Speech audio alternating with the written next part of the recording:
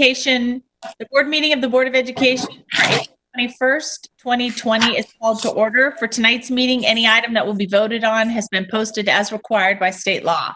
This meeting is being streamed live on Channel 28 and will be replayed throughout the next 2 weeks. Please check the district website for replay times. This meeting is also being streamed live on our PPS TV services website. Welcome to our viewing audience. We're happy that we found a way to go match video with audio tonight. We're also glad that we have a way to incorporate real-time public testimony. This evening, we will just be addressing our business agenda and receiving a second briefing on the work underway in response to the COVID-19 pandemic. Thank you very much. At this time, the board will vote on the business agenda. Board members, are there any items you would like to pull for discussion? Ms. Bradshaw, are there any changes to the business agenda? No. Madam Chair? Yes. Sorry, I was on mute. Is there an item you'd like to pull from the business agenda? Well, but I just have a question, but if I could just ask it now, then we could just do it all together. Okay, why don't we have a motion and put it on the table and then we'll have discussion? So moved. Director Bailey moves and Second. I think Director Brim Edwards seconds the adoption of the business agenda. Is there any board discussion? Julia? So I just had a question on the Roosevelt Windows project, and I don't know if and it hurts or maybe Dan Young could answer. I don't know if looks like Dan is on. This is Hi Dan. I thought Julie, I had a question about that as well, and I didn't see the staff response until just before our meeting, shortly before our meeting. Otherwise, I would have forwarded it to everyone. But Dan, that was really useful information. Can you just provide the general background, and Julia, see if you have additional questions? Well, actually, I can just ask my question because I thought the memo was really clear. Thank you for providing that, Dan. So my only question is on something like this where we are doing an advance authorization. It looks like based on the materials that the low bidder was determined to be responsive. If in a situation like this, it turns out that if you have advanced authorization and we aren't able to reach an agreement with them on a contract, do you come back to the board, or is this a general approval? Yeah, good question. I believe, yes, we would come back to the board if that was the scenario. That's pretty rare, of course, that case. But I think in this particular instance, yes, that's exactly what we would need to do is come back to them. Okay, great. Thank you. And I appreciate the background information. Looks like the district's going to be able to get some work done in advance. Yeah, this is great to see because I know those temperature issues were really a huge deal for our Roosevelt staff and students, and that this is coming from the Roosevelt project budget and we're able to still get that done is good news. Yep, correct.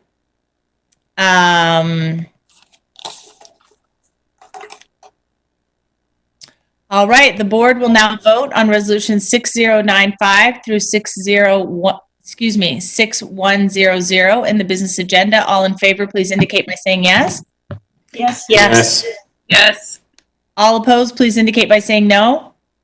Any abstentions? The business agenda is approved by a vote of 7-0 with Student Representative Latterell voting yes. all right. Before we begin public comment, I would like to review our guidelines for public comment. The board thanks the community for taking the time to virtually attend our meeting and provide your comments to the board. We value public input as it informs our work, and we look forward to hearing your thoughts, reflections, and concerns. Our responsibility as a board is to actively listen. Board members and the superintendent will not respond to comments or questions during public comment, but our board office will follow up on board-related issues raised during public testimony. Guidelines for public input emphasize respect and consideration of others. We request that complaints about individual employees be directed to the superintendent's office as a personnel matter. If you have additional materials or items you would like to provide to the board or superintendent, we ask that you email them. If you're watching the board meeting via the live stream while waiting, please make sure that you mute prior to your turn to speak. If you leave it on, it will create feedback and you will be muted by the meeting administrator, and then we'll come back to you. Please make sure when you begin your comments that you clearly state your name and spell your last name for the record. You have 3 minutes to speak. You will hear a sound after 3 minutes, which means it's time to conclude your comments. We appreciate your input and thank you for your cooperation. Ms. Bradshaw, do we have anyone signed up for public comment? Yes, we have Anderson, Du Bois. All right. Anderson Dubois, I have unmuted your line. You're now open to speak. Thank you. This is Anderson Du Bois, spelled Andberson, and Du Bois, DU, capital BOISE. I'm the Youth Rec Services Manager for REAP. I am a 5-year staff member of REAP and alumni student of REAP as well. I was involved with REAP when I was in high school at Lincoln High School. And now I have the pleasure of partnering up with the PPS district, working with Lisa Hawkins at Beach Elementary. Just a little bit about our organization. It's a nonprofit started in 2001. Some of you guys might be familiar with it already. We currently only serve Beach Elementary in the PPS district. Some of the various programs that we run and facilitate are our Lessons program, which is our alternative to in-school suspension, restorative justice, trauma-informed care program, wherein which students can proactively be referred to our staff that are full-time by the administration of the school that we partner with, and solve any conflict that might arise due to any disciplinary issues. We teach them communication skills, conflict resolution skills, and do restorative circles within the school to provide any supports that the school might need and that the students might need in order to build a stronger community of leaders. We're all about youth voice, and that's also why we have solutions as a program in many of our schools that we serve, which is an all-day support service where we check in with students, and then after-school class curriculum where we partner with some of the Sun schools that we run with. So specifically at Beach, we partner with SEI. At Beach, we have 2.5 FTE, 3 staff members that are there, 2 full-time that support the students, checking in and providing advocacy for the students. And what is great as a community partner, being there full-time, we're able to provide a special eye as we have unique relationships with students and with teachers. As we see everything that goes on, we can help bring in suggestions and ideas from the community and from the voice of the students to provide support for the school. And I'm sure that Lisa will be able to speak a little bit more on that. But being able to have some of these unique conversations and the scope of work that we do in terms of providing supports for discipline in our Reflections program, it allows some of the staff to be freed up, especially at Boise, to be able to focus in on the roles that they have. So for an example, I actually was just talking to the PE teacher. I got a video from him of testimony stating that he's able to focus less on discipline within his class and out in the hallways as he gets pulled out to sort of handle some of those things as our staff are able to come in, and him as well as other staff are able to focus on their roles more, which allows the school to bring even more structure, more supports for the teachers and their students. And we're able to come alongside in the tables and the behavioral meetings for conversation. And next, Lisa can speak a little bit more towards her experience with us. Anderson, I think that noise that we're all unfamiliar with just indicated that your 3 minutes for testimony are up. But I want to thank you very Yes, much, that's- and I was we turning- appreciate the role that Perfect. REAP plays. Awesome. Thank you. Thank you so much. Take care. Thank you. Ms. Bradshaw, do we have any further comment? Yes, we have Lisa Hawkins.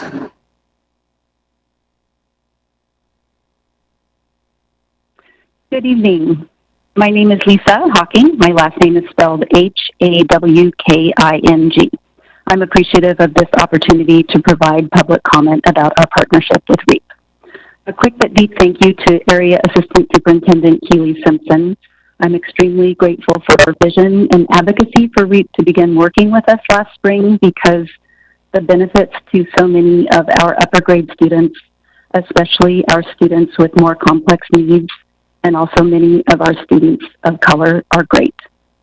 The positive impacts from our experiences range from the individual child level, classroom level, individual families and families overall, individual staff, our whole staff, and also to our larger school community. While there are so many important stories, I'll share about one boy who represents all levels. He's gone from someone who, despite many best efforts, was demonstrating compliance at best and disruptive and unsafe behavior often, to someone who giggles, who is willing to distract himself from his own frustration by doing a relevant job until he can regulate himself, who now has a safe space for crafting, which he loves. He feels safe sharing his enjoyment of crafting with peers. And this is a child who was regularly shut down in anger and frustration just several months ago, whose family was defensive and avoiding support. Through trust and relationship building, collaboration with the classroom teacher and specialists that included a week-long full classroom culture reset that REAP staff and our beach counselor, school climate coach, and teachers orchestrated together, program elements such as Elevate, which is an in-school alternative to suspension, collaboration with parents, problem solving with other students. REAP and beach staff together are helping this child find his ability to advocate for himself, to build positive friendships, and to project a different story into our larger school community, to feel more successful and to be ready to learn and grow at school. And his parents are partners. While his teachers, including myself, continue to learn a lot, REAP also helps us grow as a larger staff. In addition to individual level meetings, we meet regularly as a REAP school leadership team to discuss what's working, what's not, and ways to bring more culturally responsive practices forward to our larger staff. A few words from our teacher of 31 fourth graders. REAP offers our students support that is both gentle and firm. Miss Ilza helps my students work on social emotional skills that subtly help with academics, like copying a poem that talks about self-love. REAP's community support gives our students an opportunity to build a positive relationship with our school in a really grateful, intentional way. My students are more engaged and I have fewer issues with attendance. Especially given the way the school year will end this year, we know that our students and staff would really benefit from REAP support as we begin next August. It would be incredible if a contract renewal were possible this spring. We'd be able to plan and strategize together for next year and start the school year, I think I can say with certainty, stronger than ever. So with that, thank you for hearing my testimony. Thank you. Thank you so much, Ms. Hawking. Ms. Bradshaw, do we have any other public comment? Not at this time. Okay, thank you so much. That concludes public comment. Thank you. And for those who are wondering, Mr. Reesner, we can see you on the screen, and I think the public can Thanks for using too. WebEx. Since Visit our this, website at www.webex.com. oops. This is our first foray Sorry with about that. So, Mr. I Reesner, meant to, yes, sorry about that. I meant to hit mute for you.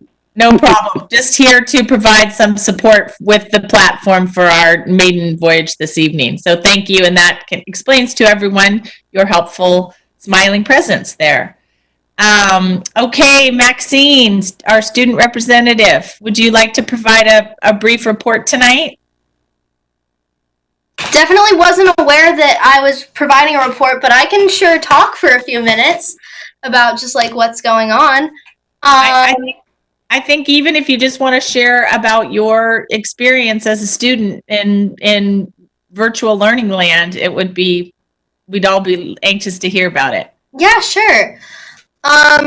So as for DSC stuff, we're shifting our focus, obviously, because we can't do our in-person meetings or summit or any of that stuff. So we're shifting to virtual recruiting and focusing our efforts on just meeting with students virtually to support their, questions about COVID. We had a great meeting with Craig and some other people last week? I don't know. The days I don't know what they are anymore. So it's kind of hard. And that was really great. As for like being a student in virtual learning land, I think my experience is a little bit different because I'm a senior. So I did not have as many classes this year. And a lot of my classes were more in-person stuff like ceramics and weight training. So like I'm sad I don't get to do those things anymore. But my teachers have been really great in providing like workouts for us to do for weight training and being able to like still do research on ceramic e-pottery stuff, which is fun. And I'm still going to class, although it is at 9 a.m., which is kind of hard for me to wake up that early and like actually get out of bed. But I'm still doing it, and I'm still trying to be involved and doing all of my district work. Been still going to a lot of meetings and talking to people. I had a really great opportunity to be a part of the Postcards from the Pandemic series that OPB is doing with Elizabeth Miller. And that aired today, which was really cool. I hadn't been on the radio before, and now I have been. So that was cool. As for just like other student stuff, obviously I'm still sad that like all this is going on, and it's weird that it's been a month that we've been out of school. But I'm just still glad that FaceTime exists and that I'm able to still talk to my friends on the phone, and that everyone is staying connected. But I miss everyone a lot, and it's weird. So that concludes my report. Thank you so much. And we'll send out a link we'll make sure everybody gets a link to that Postcards from the Pandemic on OPB, because you were really amazing, and it's a really beautiful little series and little piece that you were in. So you were great, Maxine. Thanks, Amy. All right, Superintendent Guerrero, welcome. Actually, can I ask Maxine a question? Of course. Hi, Julia. Hey, is there a new student representative for next year that's been selected? That is still being worked out. We're still in the process of that stuff. Okay. But soon. All right, thank you. Yeah. All right, Superintendent Guerrero. Good evening, directors, staff, and our viewing audience. I'm going to be brief in my report because really the main entree tonight is a second briefing to the whole board by the administration. So we're looking forward to letting you know where we're at now for our last conversation as a whole board. And I appreciate that directors have, many of you, set aside some time for some ongoing briefings as well. But I'd be remiss if I didn't say a few things before we jumped into that content. The first is, public school districts don't operate in a vacuum. We definitely want to share our appreciation for all of those frontline workers at this time. You see here some community pictures wanting to call out the commendable work, the heroes that are doctors, nurses, EMTs, firefighters, police officers, etc. We're going to do a virtual pots and pans at 7 p.m. But since we're here in this meeting, wanted to make sure and let them know that in this Portland ecosystem, the way they're serving our community is something that is very impactful, and we appreciate as we go about doing the work that, you know, we're responsible for too. So thank you to all of our frontline workers for your dedication during this time. I also want to appreciate our board manager, Roseanne Powell, our technology department, our multimedia services. Thank you, Terry. All of us are having to make adjustments in our way of work. So thank you, board, for leading the way in experimenting with new technology platforms. Our attempt is to try to continually find ways to make the business of the district accessible to the public, and look forward to your feedback at the end of the meeting about how this platform is working for us.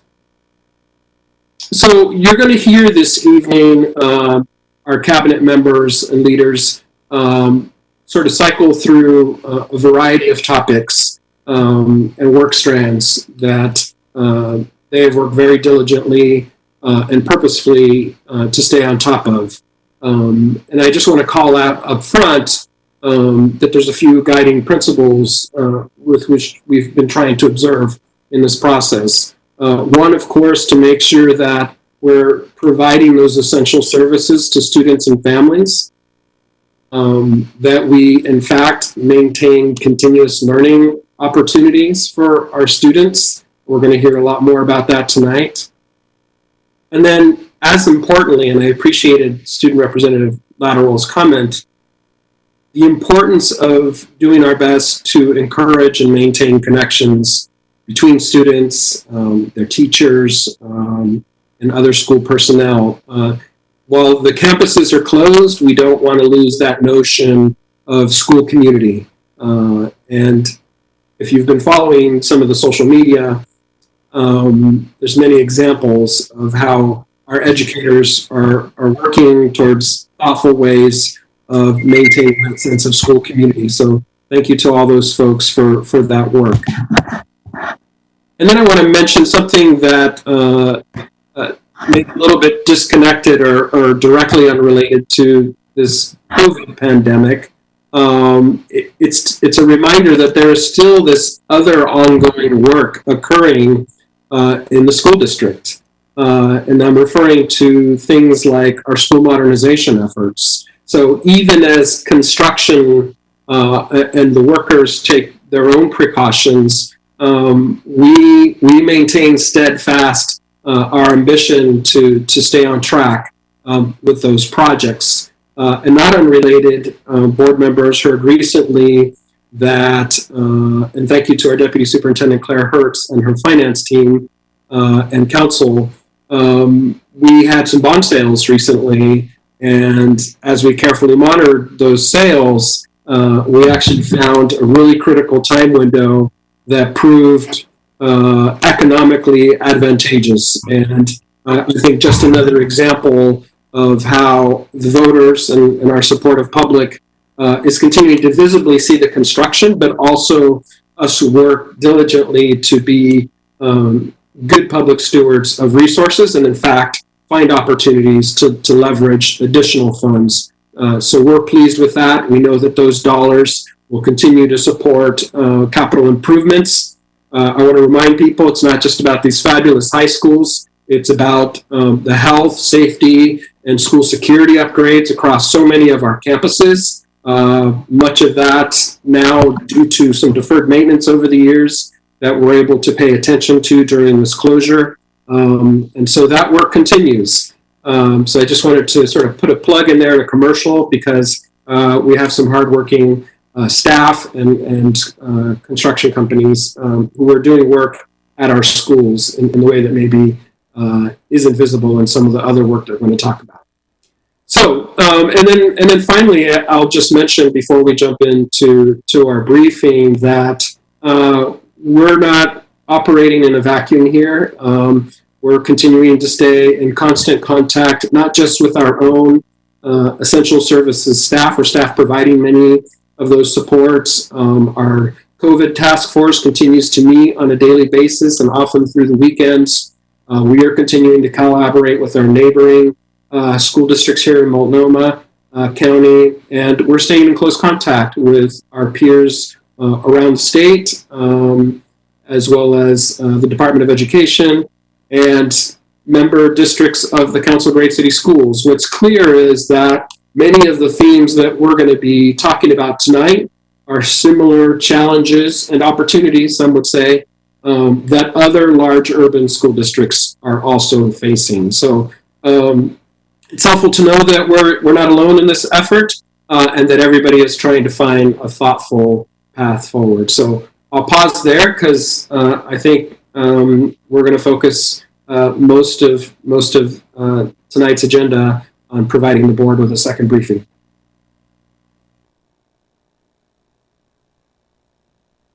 Thank you.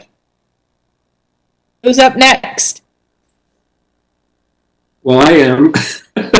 That's the pause. And I'm just going to do an intro here because what directors are going to experience, similar to our last whole board meeting, is a cast of characters providing a high level of summary information and description. We're going to ask to get through the presentation. There's a lot of detail, and certainly we'll be interested in all of your questions. If you want some clarification, of course, don't hesitate to stop us, but we're also prepared to take your questions at the end as well. So just to review where we are, we've prepared a slide deck we shared with board members in advance. Our cabinet members have some other notes that they're going to want to cover. Just to lay some context for where we are, especially from our last meeting. If you recall, March was an interesting month. It started with March 8th, Governor Brown declared her emergency order that there was a public health threat by this novel infectious coronavirus. A few days later, on March 12th, Governor Brown ordered all schools to close, what we thought at the time, temporarily in an effort to stop the spread of coronavirus. And then on March 17th, Governor Brown issued an executive order, 20-08. It ordered physically closed all public school campuses through April 28th. And it asked districts to think about how to continue providing a supplemental level of education. But as you know, things have continued to progress beyond the initial direction to consider operation of essential services, including nutrition services, for instance. The executive order also laid out some requirements that LEAs or school districts would need to observe in order to continue to receive their ongoing state funding. Things like making sure that our employees remain compensated. And then that brings us to some of the dates on this slide. That was what we knew then, and now we're coming back to the board, and there's a few other milestones that we've reached, which I think are important to review for the public. On April 8th, Governor Brown announced that our students wouldn't be returning to campus this academic school year. And with that came a bunch of guidance speaking to a move or an evolution beyond supplemental educational services, knowing that our campuses were now going to be closed, to shift to reimagine and retool to a distance learning for all model. And so our teaching and learning and many of our staff in collaboration with our labor partners got to work about how Portland Public Schools would implement this guidance of distance learning for all, which we've named PPS-HD, and you're going to hear about that in more detail, and more importantly, how the launch has gone initially. On that same date, we also received guidance in an area that has a lot of our seniors understandably anxious, as well as our educators who want to make sure post-secondary plans can proceed undisrupted, and that's Graduation Pathways 2020. And I'm going to stop here for a second because I want staff to start to insert themselves into this conversation. Deputy Superintendent Dr. Cuellar and our regional sup for high schools, Joe LaFontaine. I'd like them to give you sort of the highlights of that Graduation Pathways 2020 guidance, because it's absolutely critical to understand that, because it shapes how we are now implementing supports for our 12th graders. So, Craig? Thank you, Superintendent, and good evening, Board. It's great to see all of you. And just to, I wanted to just backtrack a little bit, because I thought having a conversation with Maxine was timely, because Maxine is experiencing what almost all of our students are experiencing during this time, especially our seniors. One of the things, before we actually get into the details of the Graduation Pathways 2020, which was released by the ODE several weeks ago, is specific to around our focus on our seniors, specific to the wraparound supports that we are that we have to make sure that we are providing them at all points in time. It's really, really important that even in the guidance that the ODE has stated, and also our own stance here in PPS, is making sure that we are mitigating all the negative consequences that have come from this time of lost learning, and how we are focusing our attention in supporting all of our students, especially our seniors. This is a very, very important year for our 12th graders. I had an opportunity to talk with a lot of our seniors last week, and I empathize with them because a culminating year that's supposed to be filled with recognition and celebration really has shifted significantly due to this pandemic. But knowing that we're going to continue to do our very best to make sure that we're supporting our seniors. And I think that is always going to be our focus first and foremost.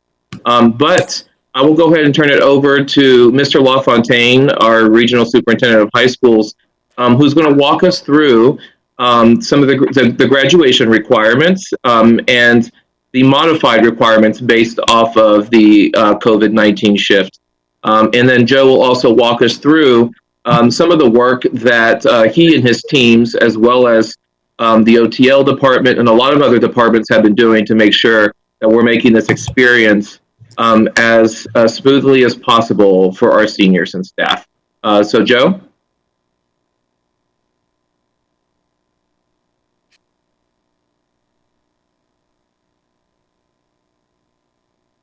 Learning our high, sorry.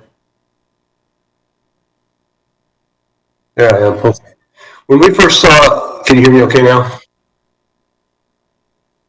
Yes, we can. Can you hear me?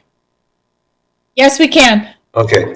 So as we first saw the guidance go to distance learning, we immediately began retooling the high schools for that type of approach. And one of the approaches we took was basically taking our staff and asking them to divide the student body amongst the staff and try to reduce the number of student contacts to the smallest possible denominator, so that we could actually reach as many students as possible. We did it in a couple of different ways at different sites, but basically just started right out of the gate trying to make contacts with as many students as we could and develop relationships and find out who we were able to reach and who we could not reach.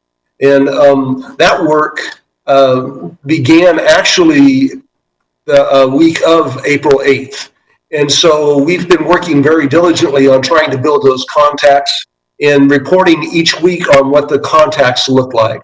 So just so that you know, right now, we are in contact with 94% of our seniors right now on a very regular basis, and 92% of our 9th through 11th grade students. We feel very good about that number, and that number is down considerably from last week, and we're going to continue to press on and build on those relationships. We still have some connectedness that we need to do, but that's something that we're working toward very diligently, is making sure that our students have contact with our teachers. The students want it, the teachers want it, and we're working very hard to make sure that that exists and we're sustaining it. To the specifics inside the graduation pathways, I know that you've seen the document, but let me just speak briefly to the differences between the guidance and what PPS has for diplomas. And so PPS actually has a higher bar of rigor than the Oregon diploma, and I'm sure you're well aware of that. And some of the ways in which that it does differ is in regards to the amount of PE credit that we take. Ours is very specific. This particular diploma says that you can blend PE and health for the credit. Similarly, it works that way for social studies. They say that it can be any 3 credits. Ours are very specific credits that we want our students to have. And some of those changes, such as that, have made it such that there's more flexibility in the credits that students have earned that we have been retooling to address. So working with systems planning and performance, we have taken our mainframe that we use for tracking all student graduation, and Dr. Brown and his department have retooled it to the new Oregon standards so that we could sort and understand which students have made progress and which ones have not. And just to give you an idea about that process in our normal year usually takes us a couple of months actually to vet our seniors and identify all seniors who maybe there's somebody who failed to enter something in the system, and it just takes a long time to vet all those people. We're looking at trying to get it done in 3 weeks. So they have been working just insanely hard to try to understand which students are where. The graduation pathways to 2020 states clearly that we are to award second semester credit to students. I'm going to speak just about seniors because there's guidance for 9/11. To seniors who had passing performance work as of March 13th. We are not to grade any work that would have been delivered in the instruction after that date. Though we want to continue to engage students in that work, much like Maxine is doing. We have great relationships with our students and we want to keep them engaged, but we're not permitted to actually use that toward a grade. And the only grade that we're permitted to issue for the second semester is a pass or an incomplete. And that's because of the obvious reasons that the quality of what we can do and how it can change from that short window of time over the course of the semester is indeterminable about when students are engaged or not engaged in the work. As I said, we still have some students we've been even unable to reach. So in fairness and in equity, we're trying to keep it at a level, and the state of Oregon's guidance that comes out in that pathway document states explicitly how we're to identify the work and move the work forward and engage the students. I can tell you that the teachers are speaking with students on a very regular basis, and I know I was talking to a parent of a freshman today who got 80 contacts from her school today. And so sometimes maybe a little bit more than they want. But I guess what I want you to also know that we are supposed to be able to report our graduating senior status by the end of April. And so we're now working on those letters to communicate that to families with the credit report for what their actual credit status is. So there will be some letters going out saying your student is shy a few credits. Right now at this point, we know that we are we have 70% of our senior class right now that could graduate today by these standards. We also know that another third of the remainder is a half a credit away from graduating. So we're in a very good place for good graduation rates, and we are working every day to vet and track those students and provide them opportunities. I could go into greater detail about what those opportunities look like, but there's a lot in this presentation that you want to know about. I think one of the things that you would like to know about is that the ceremonies that we have for our students, we're still trying to plan some things for them. Our seniors, we want to celebrate our senior class, and so we're doing some things. We're trying to identify some things that they would find fun and still trying to keep the traditional graduation in place, maybe just a few more weeks down the road than originally planned. With that, I'll pass it off to my colleagues and give you an opportunity to look a little bit more deeply at grades 9 through 11. Thank you, Joe. So no sooner had the Department of Education issued its very much anticipated graduation pathways data, the next subsequent predictable question from school districts was, what's your guidance for other high school grade levels, 9 through 11? So Sean, do you want to say a couple sentences here about in what ways the guidance for grades 9 and 11 is similar to what we had received to our seniors a week before. Sure. So it's actually, good evening, board directors, Sean Bright, Chief of Schools. It's actually quite similar to 12th grade guidance in that it will be pass or incomplete. The difference is that students will continue to receive prioritized standard instruction for the remainder of the school year. So we've worked with PAT and we've sent messages out to staff members today. We also sent communication to family members today that by May 1st, our teachers that teach students in grades 9 through 11 will finalize their quarter 3 grades, and that will be either a pass or incomplete. And beyond that, we want them to deepen the work that they've done with students this year on those priority standards, and then continue. We're asking them to find the most essential skills that kids need to move on to the next grade level and be successful. Understanding that not every student has the same kind of access or the same quiet place in their house to learn. And, there are lots of variables that we can't control for as we could in a school building, but we do want teachers to prioritize those standards that are most important, and then understand that in the new year we'll be developing plans to meet students where they are, assess what their gaps in knowledge are, and catch them up moving on. But the grades situation is the same for 9 through 11 as it is for seniors, pass or incomplete.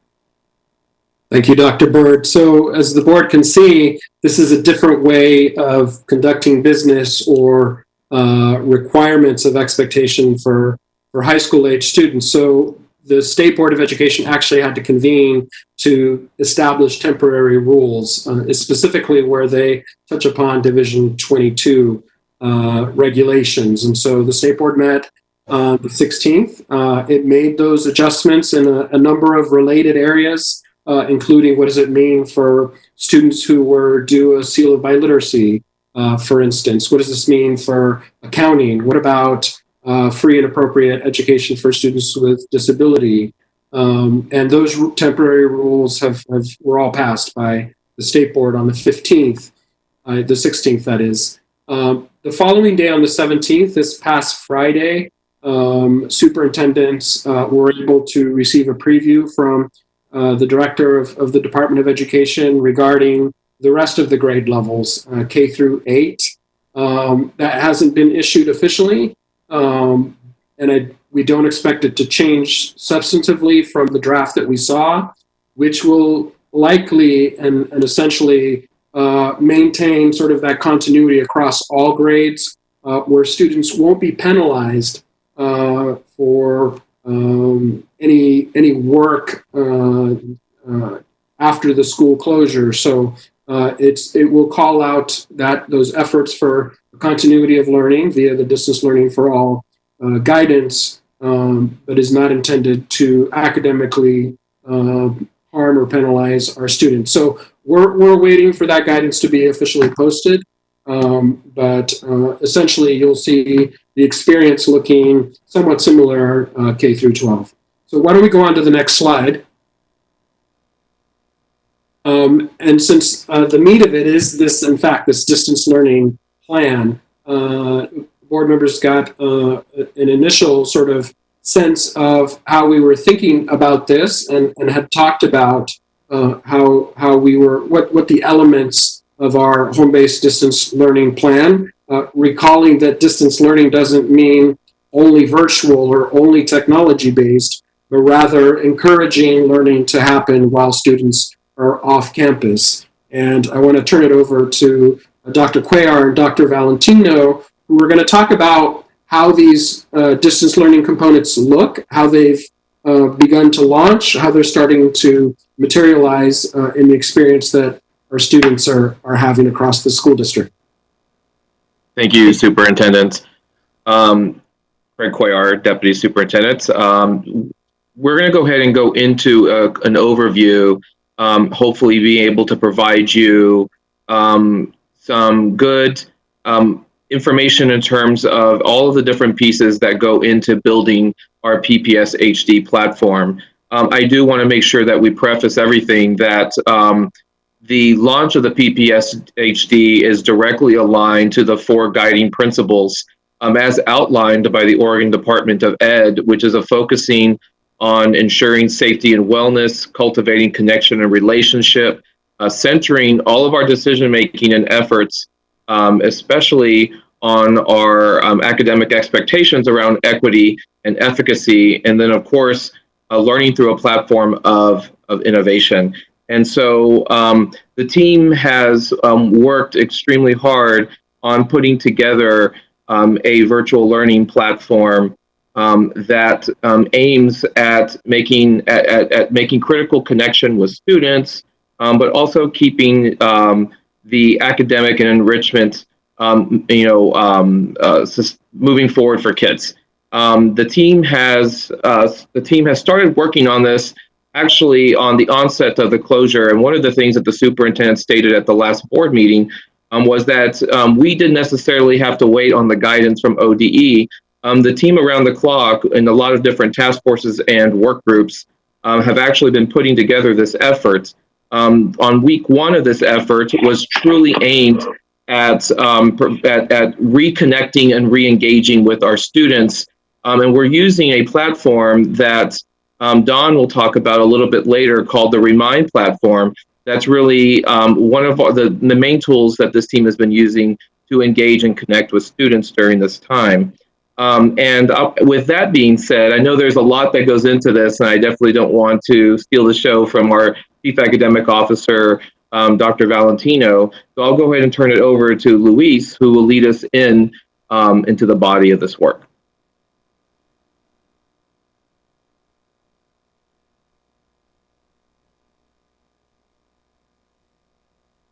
Luis, you're on mute.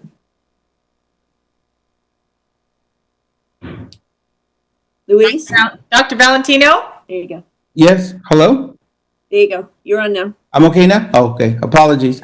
This has been a process, as was shared with you previously and early this evening. This has been a phase-in process because as we launched this, there was a lot that we did not know yet or understood about how to take the learning online and do it remotely. And so for all of us, there was a lot of newness. And so part of that learning was not only what were the components that we were going to use to support teachers and students in the work, but also what were we going to need to do differently to ensure that they had both the tools they needed, but also the supports along the way. And so over the course of the past 5 weeks in that learning, there's been an evolution in how we've approached the work such that we've landed on home-based distance learning in a very comprehensive and sophisticated way. And it's required the intense work of not only the deputy superintendent, the chiefs, but the staffs. The teams have been incredible, as has been noted already. But part of that has been, how do we ensure that teachers have the necessary understanding to begin to work in this kind of environment? And so the platforms that we used really allowed for that to happen, and providing them with the time and the space to learn how to use the tools that would allow them to connect with students and actually begin to teach remotely. And so that has evolved to say that we're moving from the initial support and guidance and the troubleshooting to now thinking more midterm and long-term around what is the learning that teachers need to continue to engage in, and what is the as well as site administrators and us centrally to continue to move this work forward in both the academic side of the house, but also in the social emotional learning side of the house. And Brenda Martin can speak more to this because there is really the clarity here that when we return, we're not going to land in the same place we were before we actually left. And so what will that mean for us? And so we are now thinking about a professional development plan that really looks at how our teachers going to ensure that each child, whether they're English language learners, students with special needs, etc., that their needs are being met along the way. We started by setting a foundation, right, that we were going to focus on language arts, math, and we're beginning to add additional subjects as we go, as the comfort level expands in teachers. But more importantly, how are we ensuring that whatever we're providing is actually being accessed by every student? And that is where we have moved to now, to start thinking more discreetly about how are we helping teachers to give students who, even before we went online needed additional supports. How are we ensuring that those supports are in place? And so that has been our work. At the same time, we're beginning to build out with the mindset that we could become a more digital district. And following the superintendent's vision on what it would mean to do that, what is the learning that we now need to put in place so that we can begin to leverage what we learn about the uses of technology today, that we could then begin to use it in the future as part of a blended learning environment, as part of a more personalized experience for students that actually meets more discrete needs for each one of our students. And so following the guidance from OD, I think we've been a little bit more, I don't want to say aggressive, but a little bit more comprehensive in how we've been looking at the student experience, whether they have a device or whether they have a broadband or not, that if that's not the case, what are we going to provide in the nutrition hubs so that it parallels what students are learning online, that a parent can go to one of the nutrition hubs and pick up a packet of material that will help him or her to continue learning so that they don't fall too far behind. And so there are a lot of components that have been informing the whole bit of the home-based distance learning model, that in the academic side of the house, but also in the social emotional side of the house. So I want to turn it over to Brenda Martinick to speak to that aspect of it, because I think it's a really important piece that will help us as we address how we all return to better access the needs of the students. Thank you, Luis. Good evening. Can you hear me? Yes? Yeah. Yes. Yes. Okay, thank you. So as we started our initial rollout with our distance learning plan, we knew that what we needed to do was first talk to staff about the trauma they're currently experiencing and talk to them about their own emotional wellness, and then how to not only take care of themselves, but then also help take care of the students that they were going to be virtually working with. And so the first thing we did is we provided professional development with Elena Aguilar, and that's kind of what set the stage. It was actually a mandatory training for all of our administrators and our teachers. And then we have 8 subsequent sessions that are optional, so that if staff need that additional support, or if they want to learn more about that, then they will. But this was an amazing opportunity for us to be able to take this extremely unfortunate circumstance and turn it into something that teachers could benefit from in regards to their own wellness, and then also help to educate our children and help them to learn pro-social skills and also be able to take care of themselves and build that resilience. Additionally, we also developed 20-minute SEL lessons for staff. It's 20 minutes a week. It's now on Atlas, and it is for our K-8 students. And then we also created wellness resources for staff that is on our teacher portal. And they have access to all of those resources. I'm going to turn it back over to Craig, because I'll talk more about special ed and counselors and mental health down towards the presentation a little bit farther. I think it's like slide 15 or something. So thank you. Perfect. Thank you so much, Brenda. I really appreciate it. And your team has been working so hard to make sure that that we are absolutely on the front lines providing those wraparound social emotional supports for children. So thank you to you and your team, Ms. Martinick.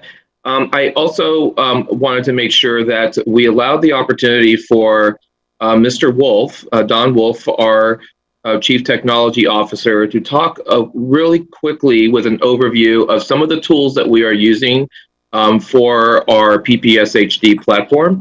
So Mr. Wolf. Good evening, Board of Directors. Thank you, Dr. Cuellar. Don Wolf, Chief Technology Officer.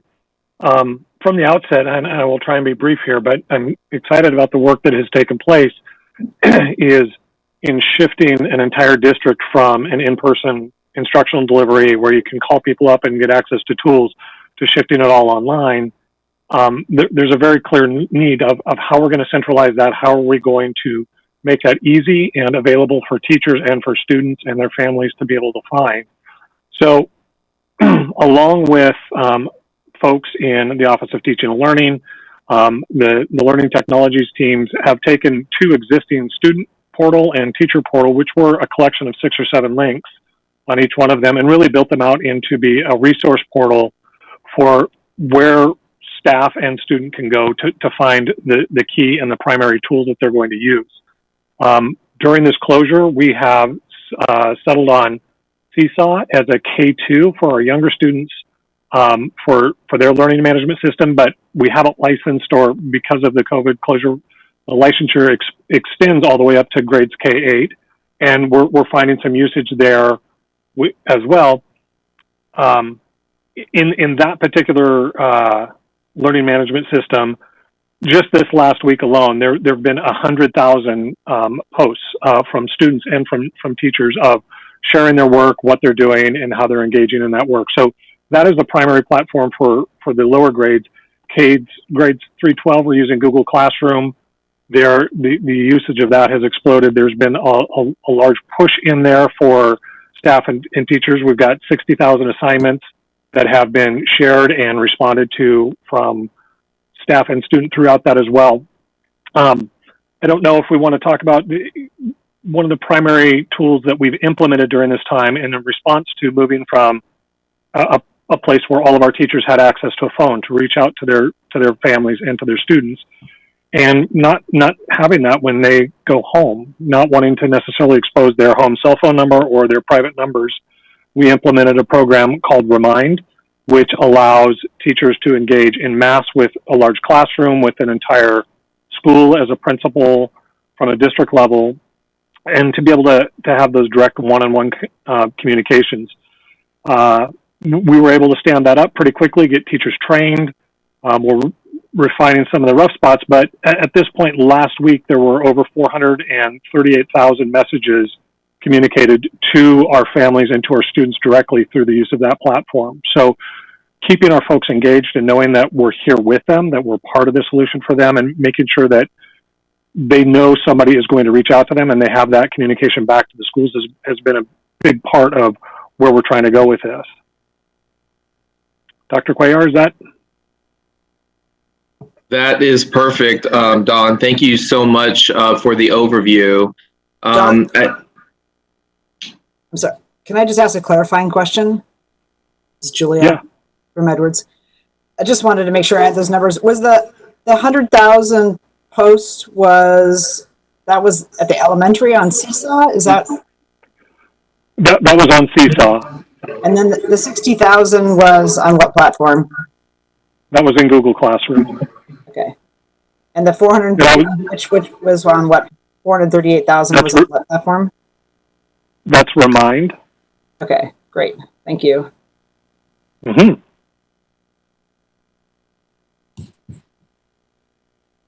So I'd like to, and Chair, you can decide if you'd like to take an intermission before we go into the second half of the presentation. You heard sort of an overview of the ODE guidance, elements of the distance learning plan, and some of the technology efforts to provide access to devices and connectivity.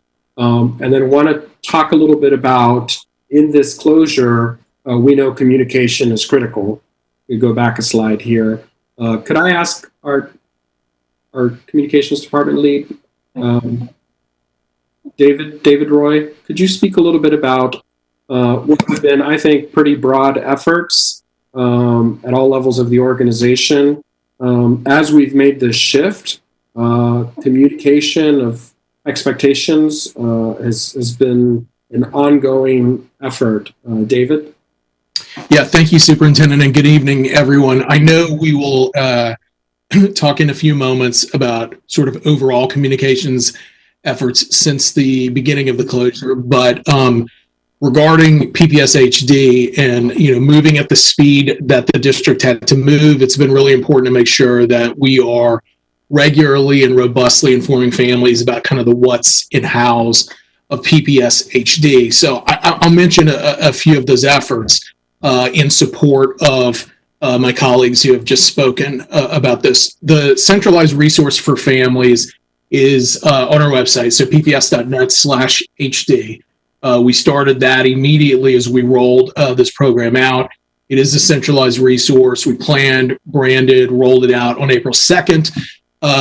One of the first things on that part of the website is a big downloadable Q&A document for families. And we have learning tools on there for all of the things Don was just talking about: Remind, Google Meet, Google Classroom, Seesaw, Canvas. We have quick guides that our language access team helped us with, working with our IT folks to have kind of one-sheeters for all of the different platforms that students and families might use. And what has been nice about that is that's one of the many things that we've also printed and had available at our meal sites or meal hubs. We have tech support info letting families and students know how to access that Otis team, with the superintendent's video introducing the program and the platform, and information about access to district computers.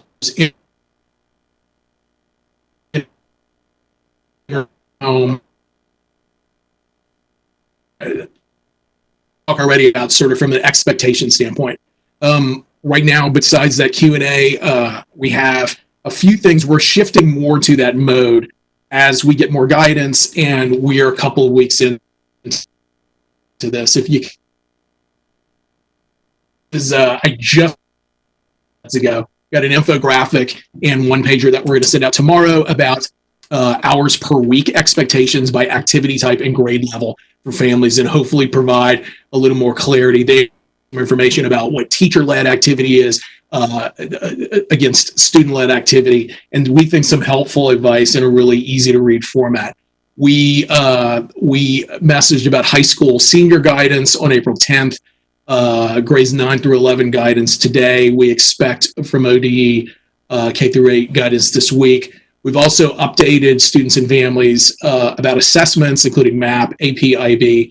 And this week, we just got more information on resources for students regarding that. We are working this week to push more parent and family-facing messaging on how-tos. We are supporting Dr. Valentino as he regularly updates and sends messages to teachers. And then the same thing for Dr. Bird with principals. And so, a lot going on. Virtually everything, if not everything that I've just mentioned that is family-facing, has been translated into all of our supported languages. So these student and family-facing messages and updates are going out in 6 languages. And then the last thing I'll mention from a multimedia services standpoint, Terry, who pressed the button to make this meeting start officially tonight, has been working with Dr. Davis and Maestra Amparo on some of the videos that they're making in OTL. And we are looking now, and hopefully we can do something in the very near future of using Comcast Station 28, where we stream these meetings, to get content on there. And then also take that and put it on our YouTube channel to where you don't have to have cable to be able to act. Working with our instructional partners on that, so more to come. Thank you, David. Chair Constam, would you like to pause here before we go into the second half of the presentation? I think it might be helpful, thank you, to see if anybody has questions about what we've learned so far. I know I have one question. Maybe I'll kick it off. Back to Joe LaFontaine's and Dr. Cuellar's presentation. So are we able to provide any intensive supports for our seniors who are not considered on track to graduate so that they can actually accelerate their credit attainment, or at least, at the bare minimum, keep up with the pace that they were on before? Yes. As a matter of fact, we have a couple of different things in place. Because of the decision to cut grades off as of March 13th, We have evening scholars as well as virtual scholars that we're retooling to support seniors in credit recovery that way. We also are working with Danny Ledesma's partners in the community because they have many contacts as well to actually find some of the students who are having trouble making contacts with. So there's a lot of different things at play right now in trying to find students and provide them what supports they need. Today, Dr. Valentino and I were also discussing another pilot project for credit recovery projects that are project-based projects, okay, that students could do and to recover a half a credit. There's some really interesting guidance that came out from ODE in regards to proficiency-based approaches that we don't employ so much in our grading processes as well as we probably could. And so we're going to try and optimize some of those to reach our seniors so they can demonstrate proficiency so we can award them the credit that they should get for being able to do the work that we expect them to do, to be able to do. Thank you, Joe. I think that's a great question, Chair Constam. We also have on deck Dr. Russ Brown and Danny Ledesma, who are going to talk a little further around our shared goal of making sure we're identifying and case managing every single senior to get across, even if it's virtual, a graduation stage. So we're going to talk a little bit more about that, but Joe gave you the initial highlight there, but we'll come. And I also have a question too, Superintendent,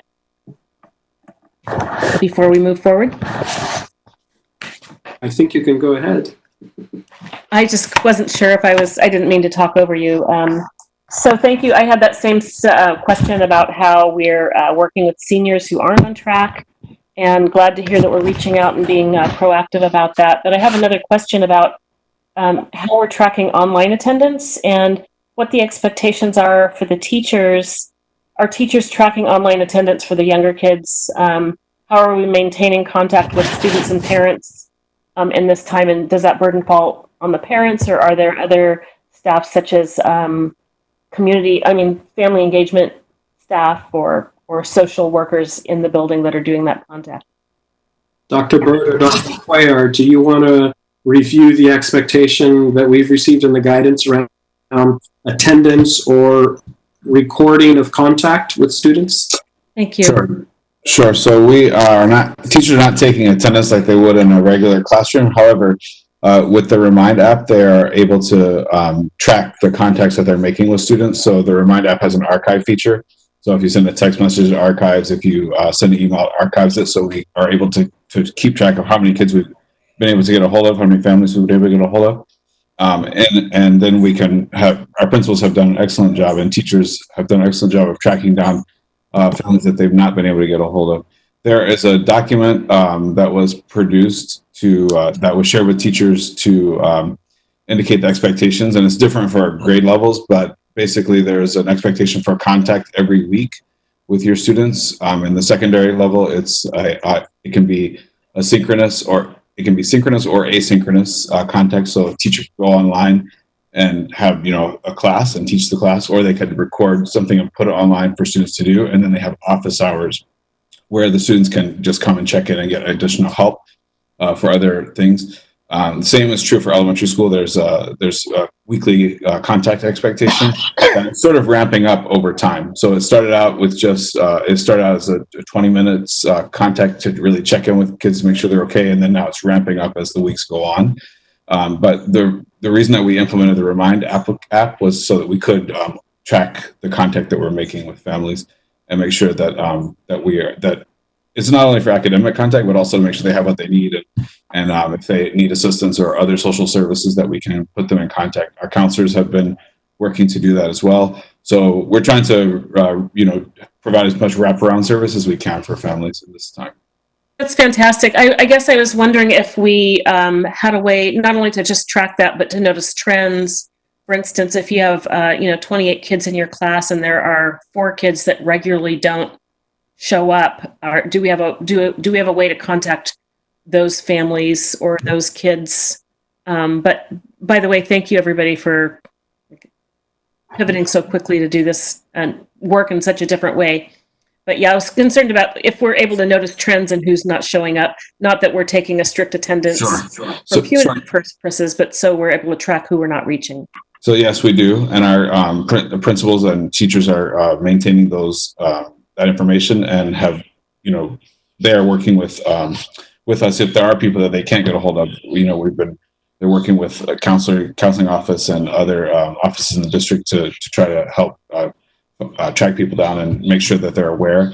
In some cases, it's been a matter of getting the technology to students who haven't had it yet. So we've distributed, I think, over 12,000 devices over the last several weeks. So in some cases, it's just a matter of getting people online. But even for those children who are not able to be present in the class, they have had contact. The first goal was to make contact with students, and that's an ongoing goal, is to make contact, make sure children are okay, and make sure that their families have what they need. So teachers have that information. It has not funneled up to central level yet. At this point, I have not seen the statistics of each school, but that is something we can gather because teachers and principals are collecting that data. Thank you, Dr. Bird. And, you know, we're sort of responsible for tracking and monitoring our contacts. So thank you for all of our educators doing that. You're going to hear a little later in the presentation how we're also engaging our community partners to make sure we're not letting any of our students fall through the cracks during this crisis, because these disparities, they only get amplified during a time like now. So stay tuned to hear just a little bit more about that. So, we have any other questions before we move on? I have a question. And this is, it's for the high school about the high school seniors, but also, I think it applies to, sophomores and juniors, any students who are in AP, advanced placement, IB or international baccalaureate or dual credit classes. So given that that is a really important way for a lot of our students to earn college credit, and, you know, assuming they take the exams and get a passing grade that a college accepts as equivalent to a college credit, for many students, that's a way to substantially pay for almost a year of college, or provide them with a year of community college credit. And so my question is, I know that it sounds like AP is still going to have the test in which students could earn credit. It sounds like that may be the case for IB as well. My question, my sense is that maybe you'd have fewer students taking those tests normally, and therefore missing out on sort of this free college credit. Is there, are we looking at how many students are taking it, and whether there's an opportunity for a summer, and I don't know if either AP or IB would allow for this, but for summer testing, so that students would head into, especially high school seniors heading to college, could get that credit?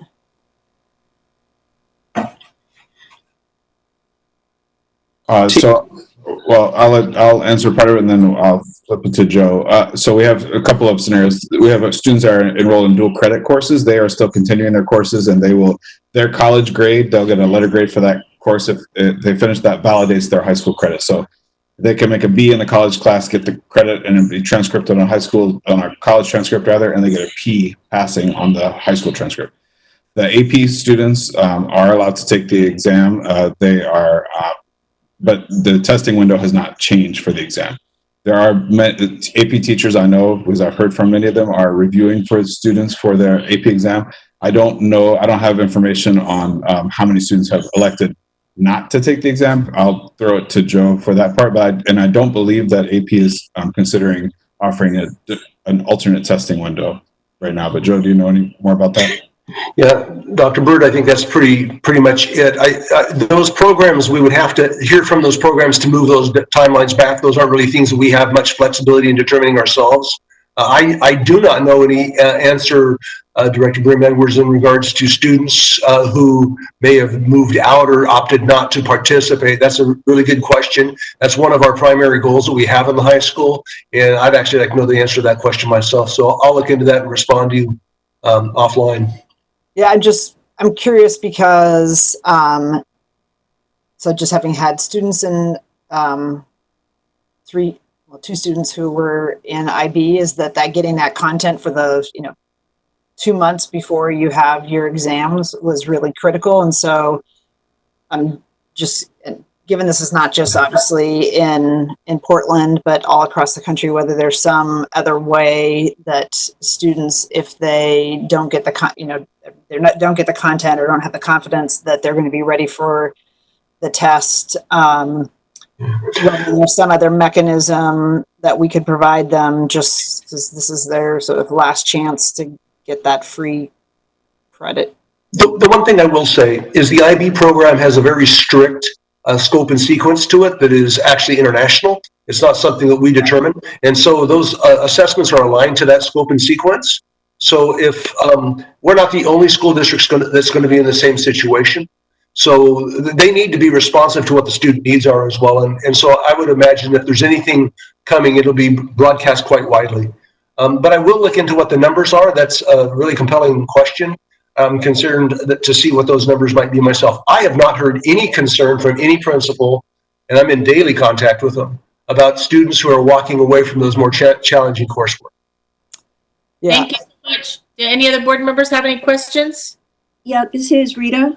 I had a couple of questions. The first is, are we going to be hearing more about special education? Yes, we actually have, for the second half of this presentation, we're going to focus on a few things. We're going to sort of, at the midpoint, talk about some of the budget context that I think everyone around the state is finding themselves in. And then we're going to come back to some other operational updates like nutrition services. We want to talk about some of our vulnerable populations like special education services and continuity during this time, as well as some community engagement that's playing a role during this time as well. So that's what we have on deck for staff to speak to next. Okay, I'll hold off my questions then. Thanks. All right, let's proceed. All right, let's do that. Directors, we're in the middle of a health crisis, but there's another crisis on the horizon, and that's what we anticipate to be an economic impact, not a favorable one, in the state of Oregon that trickles its way down into K-12. And as the largest school district in the state, we have to be prudent in beginning to understand the context, knowing that we don't have clarity, that clarity doesn't exist yet necessarily at the state level. And there's a lot of variables here, how federal stimulus dollars will trickle down to us, what decisions the legislature will make, what the May revise includes, etc. So we thought it'd be important to spend some time by having our Deputy Superintendent for Business and Ops, Claire Hertz, walk us through sort of the scenario that we're finding ourselves in, because it's going to lay an important context for how we proceed. Claire? Good evening, Board of Directors, Superintendent Guerrero. I would like to start with, this is a slide from the State Economist's Office blog, and they are calling this recovery a square root recovery from COVID-19. You can see how we initially dropped into a severe recession overnight. And so there's a sudden halt in the economy, right? And as we all stayed home. And so one of the things that we know is the economy has gone down as the health of the populace has gone down. And as we see improvement in our health situation, you can see that we see an initial bounce back with the opening of some of the restrictions beginning to lift, and then it starts to flatten out a little bit as things open up, and then people are starting to get back to work.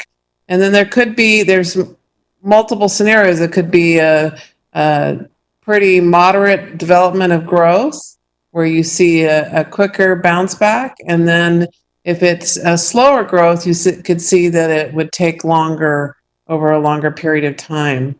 So the state economist is calling this a square root recovery, as you think of the math symbol. But it is definitely tied, the speed of the growth depends on our overall health. So as good health returns, our economy will return.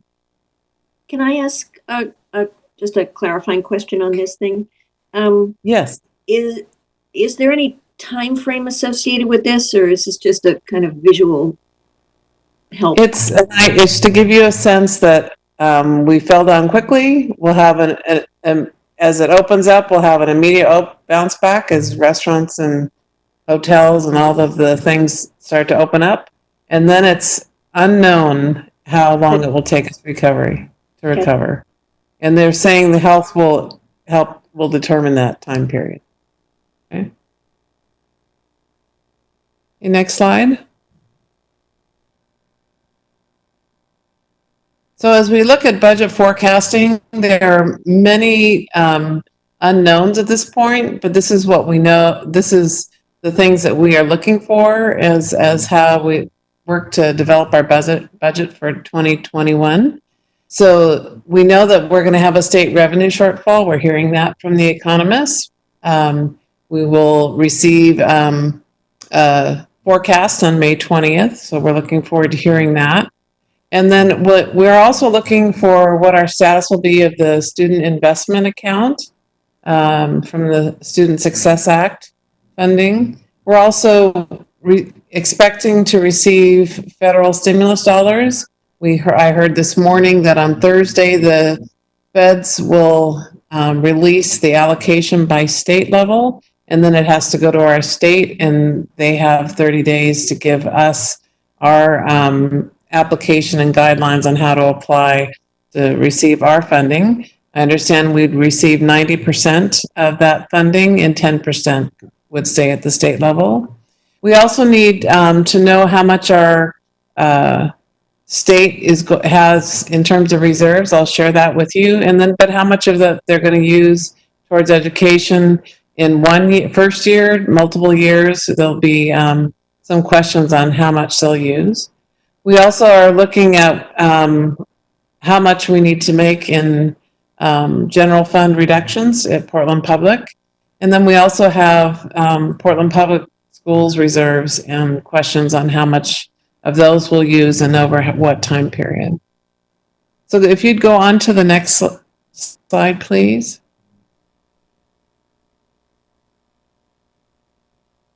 So if you look at the state revenue shortfall, you'll see that the state general fund and lottery fund is $23.67 billion for the biennium. And the K-12 budget is $9 billion or 38% of that budget. So whenever we lose $1 billion in state revenue out of that $23.67 billion, whenever we lose $1 billion in state revenue, that equates to losing $30 million in Portland Public Schools. So in our state school fund revenue. We also have in question our SIA funding that it was at $39 million, and we're being told to budget at $10 million increments because we're not sure what level we will actually receive that funding. So we could receive 0, 10, 20, 30, 39 million. Okay. And the governor has also told us to hold off on hiring positions in the SIA funding. So we've not only done a hiring freeze for this year, 1920, we're also holding off on posting at this point for 2021. So if you could go on to the next slide, Pete, please. Can I ask a quick question? This is Rita. Sure. Is there any discussion of postponing or suspending the imposition of the tax for the Student Success Act? So the governor we hear is supportive of SIA and what the legislative process will determine what priorities will come forward with funding. So there's 3 types of funding in question: state school fund, SIA, and then also Measure $98. So those are all 3 things that we're looking for a special session of our legislature once they have the May economic forecast, how they will be allocating each one of those resources to school districts. So maybe just a comment on that, Director Moore, is there are some who are advocating that the implementation be delayed, but I think there is a pretty strong support to move ahead, and the fact that there hasn't been a special session to date means the tax is actually being implemented. I think the one probably bigger threat to the funding from the commercial activities tax is that, as you can imagine, because it's based on gross receipts, there's been a pretty dramatic drop in gross receipts in the first quarter, unless you're a grocery store, a liquor store, or one of the other essential businesses that's still allowed. So that the forecasted number, it was $1 billion plus a year, probably will be substantially lower, but the reality is the tax, because action hasn't been taken to delay it, is in fact moving into implementation. Okay, thank you. So on slide 8, federal stimulus, we have the CARES Act, and we have a distribution coming based on Title I funding formula that we expect about $7 million in this first round of funding. And it's to be distributed to K-12 between now and September 30th, 2021 is when we need to spend it. So over the next year, my understanding is there will be a lot of flexibility on how that money can be spent.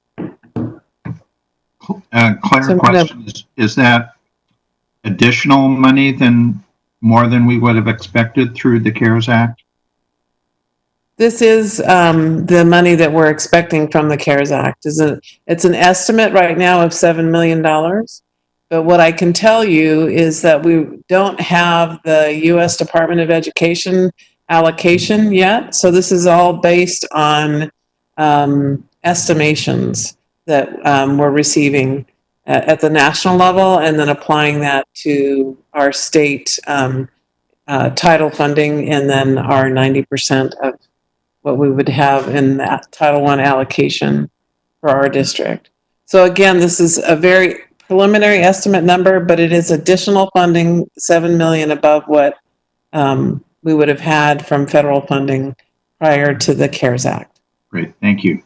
But just to be clear, or to clarify, Claire, that Title I funding is the entirety of the federal disbursement, and it's not just intended for our Title I schools. It's just that every district's entire allotment is determined based on the percentage of Title I students. Is that right? So they're using the Title I formula and process to allocate to states, and for states to allocate to districts. However, we're not restricted on spending it in a Title I manner. We're able to, there's a lot of flexibility. For instance, in distance learning, when we need additional resources to implement distance learning, or when we're paying a premium for custodial staff. There's things that we're allowed to spend on that are not part of our normal Title I funding. It's not restricted to that grant restrictions. It's just being allocated through that framework from the feds, if that helps to clarify. Thank you. We can go on. Let's go on to slide 9, please. Can I just make one editorial comment? I don't have the numbers in front of me, but in comparison to the stimulus package that was issued by the feds in response to the 2008 crash, compared to this CARES funding, the amount of money that's being allocated to education is pretty much a pittance in comparison. Rita, the Council of Schools statistic is it's 0.5 of 1%. And I think what they were saying about the recession support for public education 2008, 2009 was closer to like 10 or 12% of the whole relief package. There is going to be a fourth package in early May that potentially could be another opportunity. So the passage of, or the work this week on sort of the third package is going to be subsequently like either early or mid-May going to be put together. So another opportunity for I think local districts to engage with the delegations and the House and the Senate. I think that's an important point, Rita, just to put it in perspective. The American Recovery Act, you know, the level thus far hitting public ed doesn't measure up. We're thankful that the council, and I think we've shared with directors, if not we will, is being pretty aggressive about making sure subsequent federal stimulus has a more robust, dedicated stimulus dollars coming our way. So we'll stay on top of that. And Superintendent, you've just signed on to a letter with other superintendents from large districts around the country advocating strongly for greater support in the fourth bill. And there's certainly a role for our whole community in that advocacy too. And this is Andrew. I guess I just want to jump in on this. I agree with everything everyone said. There is, it's part of the CARES Act, money going to the state overall and going to local governments, you know, portions of it. And City of Portland received $114 million yesterday from the feds, and which is an incredibly rapid turnaround time given their application was just last week. I don't think that money is necessarily designated, but I don't, and so this is maybe both a question and a comment. I don't think it's prohibited from the state and cities and local governments from spending that money on education as part of the COVID response. So I think there's work we can do there as well in terms of getting in that queue and talking to both the City of Portland and then also the state about some of that money, because $1.6 billion is going to the state, of which this $114 million is a piece of that. Multnomah County will also get a chunk, as well as Washington County. We encourage our elected board of directors to remain engaged in advocating resources for our district. Hammer down. As I continue to go through the various factors that will impact our budget building for this next year, this one of the pieces that we want to consider is how much the state will use of its reserves as we are looking to shore up from the revenue shortfall with the economic decline. So looking at this chart, this comes again from the State Economists blog, and what we have here is their Education Stability Fund and Rainy Day Fund. If you look off to the right, you'll see in a column of January 2020 that they had in the Education Stability Fund $678 million and the Rainy Day Fund $675 million. And then they also had a funding balance, an ending fund balance at the state level of $1.15 billion. So they had about 11.7% in reserves for their general fund. They were projecting that to continue to grow through the end of 2021, but as you can imagine, the end of the biennium numbers are no longer valid numbers. So if you look at the chart to the left, you can see over a period of time, over biennia, what has been in reserves. So we've right now in 17-19 and 19-21, we have historically larger reserves than we've had in the past, especially when you compare to the 2009-11 biennium and the 2007-9 biennium. You can see when that economic time hit, there were very small reserves. So the question is, how much of these reserves will the state choose to use as they balance the budget, the legislature? So again, the Education Stability Fund is meant for education, and the Rainy Day Fund is meant for the overall state budget.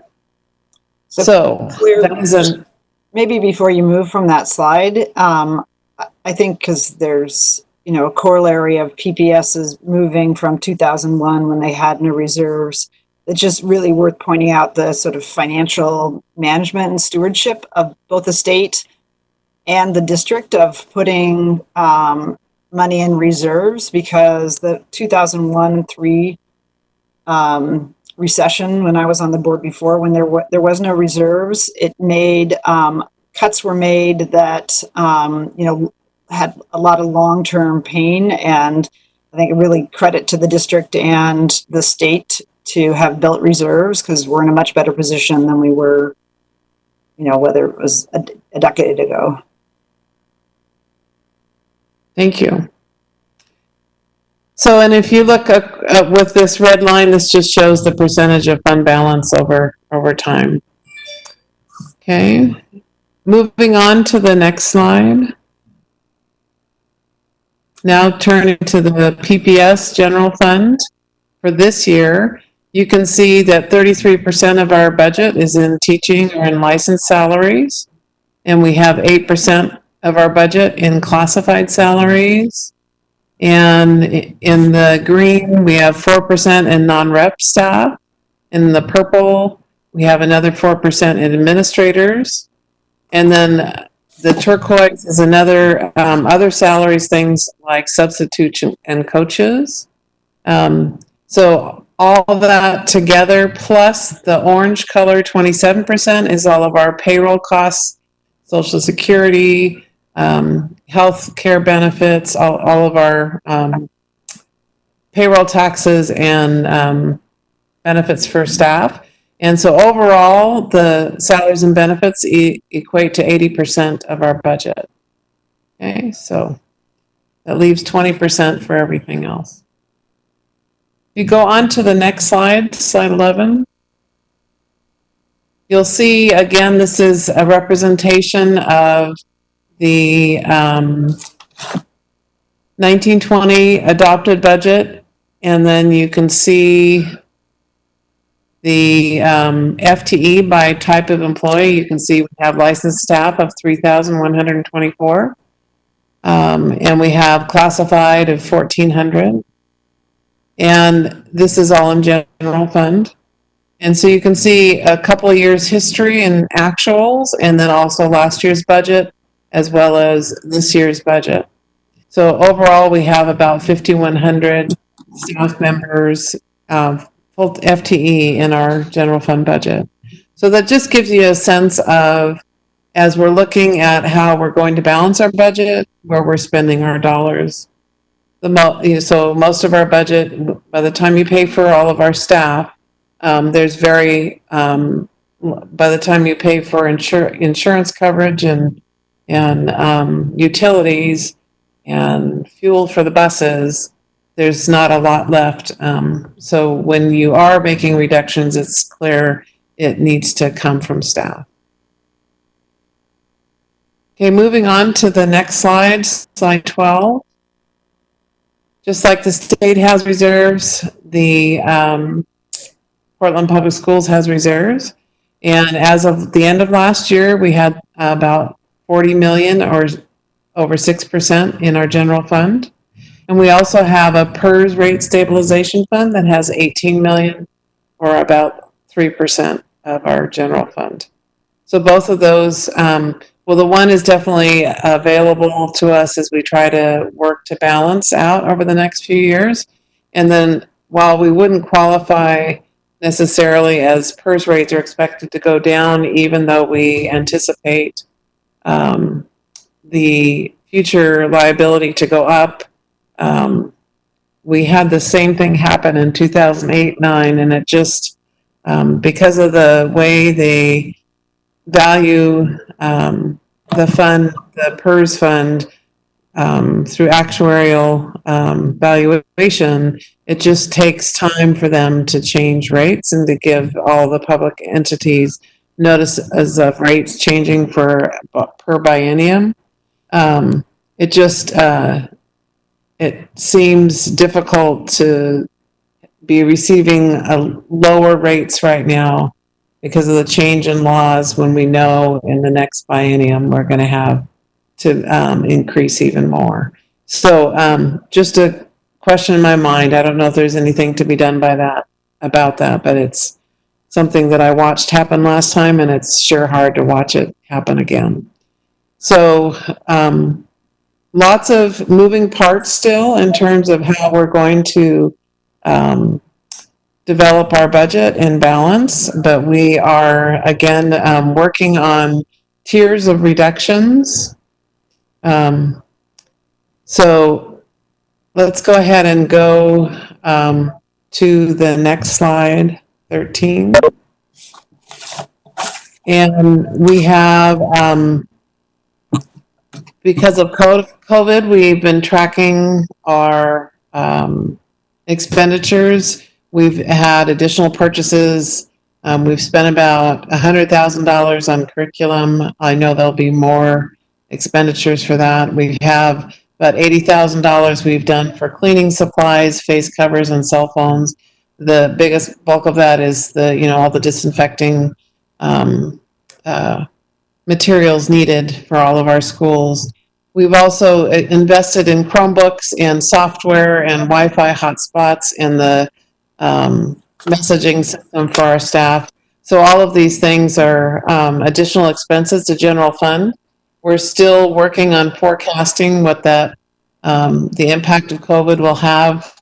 We have some savings, but we also have additional costs. And so we are working right now to project those figures for you in a future financial update. But the forecast, that all the pieces that I've shared with you and how we're going to develop our budget, we will be bringing a budget calendar forward to you at the May 5th meeting that will move our proposed budget to the end of the month after the May economic forecast. And we bring forward a $9.0 billion proposed budget, which is the funding level for the biennium before COVID.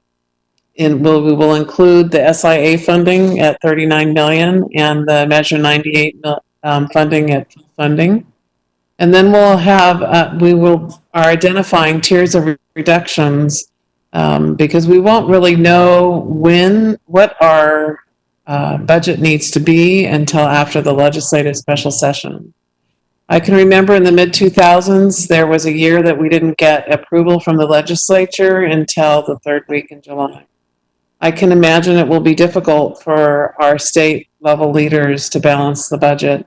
So while we are receiving an economic forecast on May 20th, so we have at least some ideas of numbers to consider, knowing what kind of funding will come through and at what level, it's quite possible that we will need to not only propose, but approve and adopt a budget before we truly know the funding level from the state.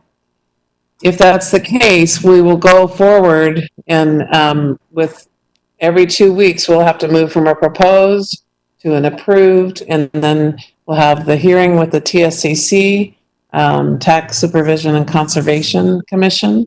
All those things are required by law that we finish that budget adoption and appropriate funds and impose taxes by June 30th. So we will meet that deadline, even if it's not clear of our financial path at that point. But what we will do is, once the path is clear, most likely coming back in August to update the board and amend the budget based on what the final solution was. Now, we will be working with the CBRC, our Community Budget Review Committee.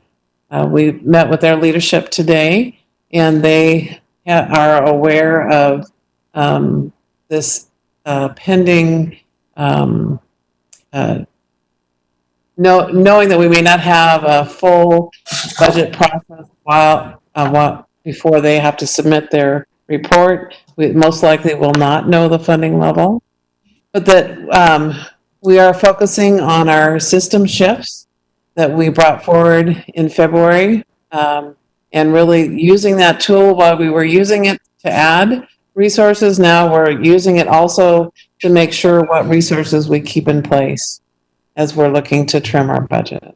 So we will be bringing more to you on that May 26th meeting of that work and our strategic plan focus. It will mean that it won't be a 3-year strategic plan, but a more extended time period based on the slower start due to lack of resources in the first year. So as we this year we are continuing to do cost saving measures. We've done a hiring freeze and the purchasing freeze. The hiring freeze we have done for 1920, but also holding off on 2021 until we have more information about staffing levels. And then also the staffing, in order to be ready to open school in August, in whatever form we're holding school next year, we will need at some point to make a decision on how we're going to staff schools. And even if the legislature is not done, we need a good over a month, probably 6 weeks to staff schools in order to have going through reduction in force process or whatever staffing process we need to complete. So just knowing there's still a lot of unknowns, but we are beginning to line out all the timelines of when we need to make decisions and meeting all of the legal requirements that we have, and then also just being ready for our students to return to school in the fall. Claire? So with that, yes? Can I ask just a question about the Student Success Act? And I know that when it was created, they divided it into these different funds, and the SIA account was really the ones that was going to go directly to schools. And we spent a lot of time last year thinking through how that money could be spent to benefit our students. And I'm curious if there is a less resources coming in from the commercial activity tax because of the recession and the decrease in business activity, whether there might be a shifting, or there's been any, whether you know if there's been any conversations about shifting the money between some of those funds, so that if there is, say, a shortfall in the amount of resources that would be going directly to school districts, that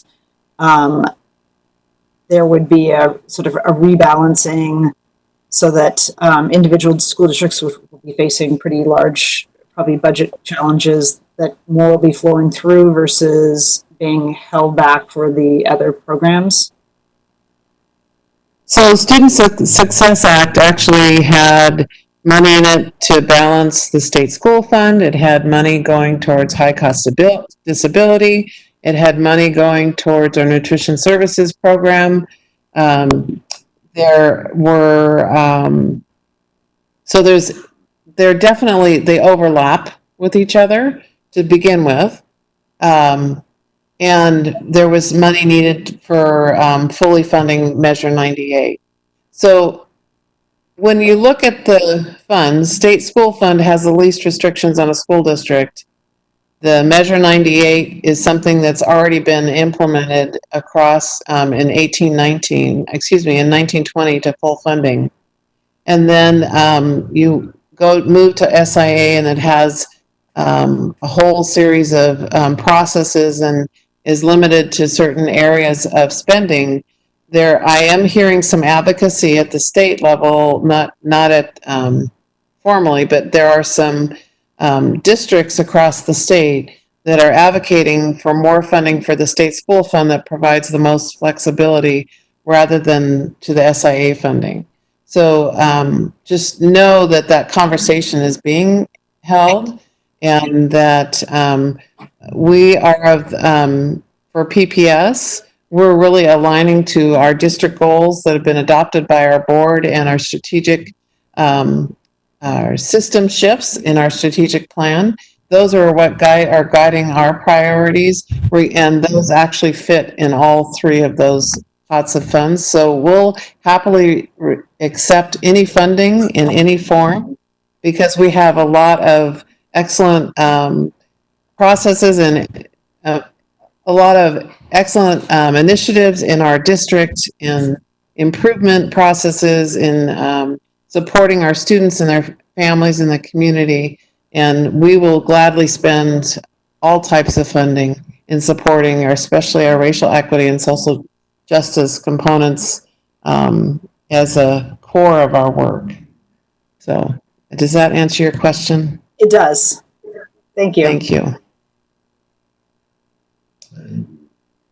Okay, I'm going to move on, and that's kind of the end of the fiscal presentation. I just want to pause in case there are any questions before we move on to operational updates.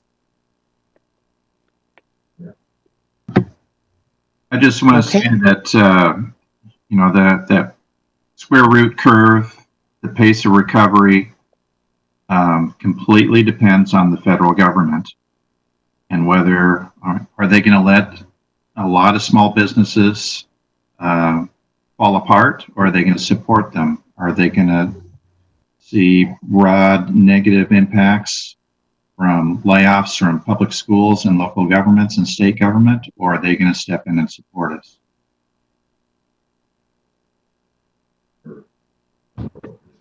Appreciate that perspective, Director Bailey. Any other questions or comments? Okay, I'm going to go ahead and move on to operational updates then. So the next slide. Okay, so I can say that we are operating differently than we used to every day. As we are looking at our feeding our kids, making sure they have connectivity. We have a new way of going to work each day. For every staff member who's working on site, we have created a health and safety protocol. School nutrition service workers have been recognized on the cover of Time magazine as frontline staff. Staff wear gloves and masks for everyone's protections, their own and others. Our Emergency Operations Center has been open daily and finally took the weekend off this past weekend. That's just started. And believe me, we all needed it. There has been a need for ongoing logistics, operational supports, and communications daily. And at this point, I'd like to turn it over to Chief Operations Officer Dan Young, who'd like to give us an update on our custodial and maintenance staff. Thank you, Claire. Good evening, Superintendent and Directors. This is Dan Young, COO. And I'm just going to give a very brief update, and please let me know if you have any questions. As Claire noted, all operations departments have developed COVID safety plans and are making progress on critical work. Our maintenance and custodial teams continue to support the child care and food distribution sites, as well as responding to high priority work orders in our buildings. Our transportation team is busy preparing for distribution of materials via our fleet vehicles, as well as updating transportation plans and bus routing at this time. As noted earlier by the superintendent, FAM project management and OSM teams are continuing work on dozens of projects, and they have established project-specific site safety plans for all of our on-site workers. And lastly, our planning and real estate departments have pretty seamlessly moved all virtual and continue efforts such as lease agreements, IGA negotiations, capital planning, and much more. And with that brief update, I will turn it back over to Claire Hertz. Thank you, Dan. And just a little more on our nutrition services. In the past 19 days, since March 17th, our team has served over 200,000 meals at 15 school sites, in addition to direct deliveries to 13 low-income housing locations and mobile home parks, and DoorDash deliveries to individual residences. Our meals have been served Monday through Friday, and on Fridays we give them enough meals for Saturday and Sunday to take with them. The meals are free to all PPS students and all children in our community ages 1 to 18 years old. This is all being accomplished by a team of 61 SEIU staff, 10 DCU staff, drivers, and warehouse teamsters, and 18 central office staff, managers, and supply team members. The team has also been processing and receiving notifications of increases in direct certification for meal benefits through SNAPS, reaching 690 students just in April. And when you compare it, we only had last year only 22 students in April. So a very significant shift in our families' needs this month. Wow.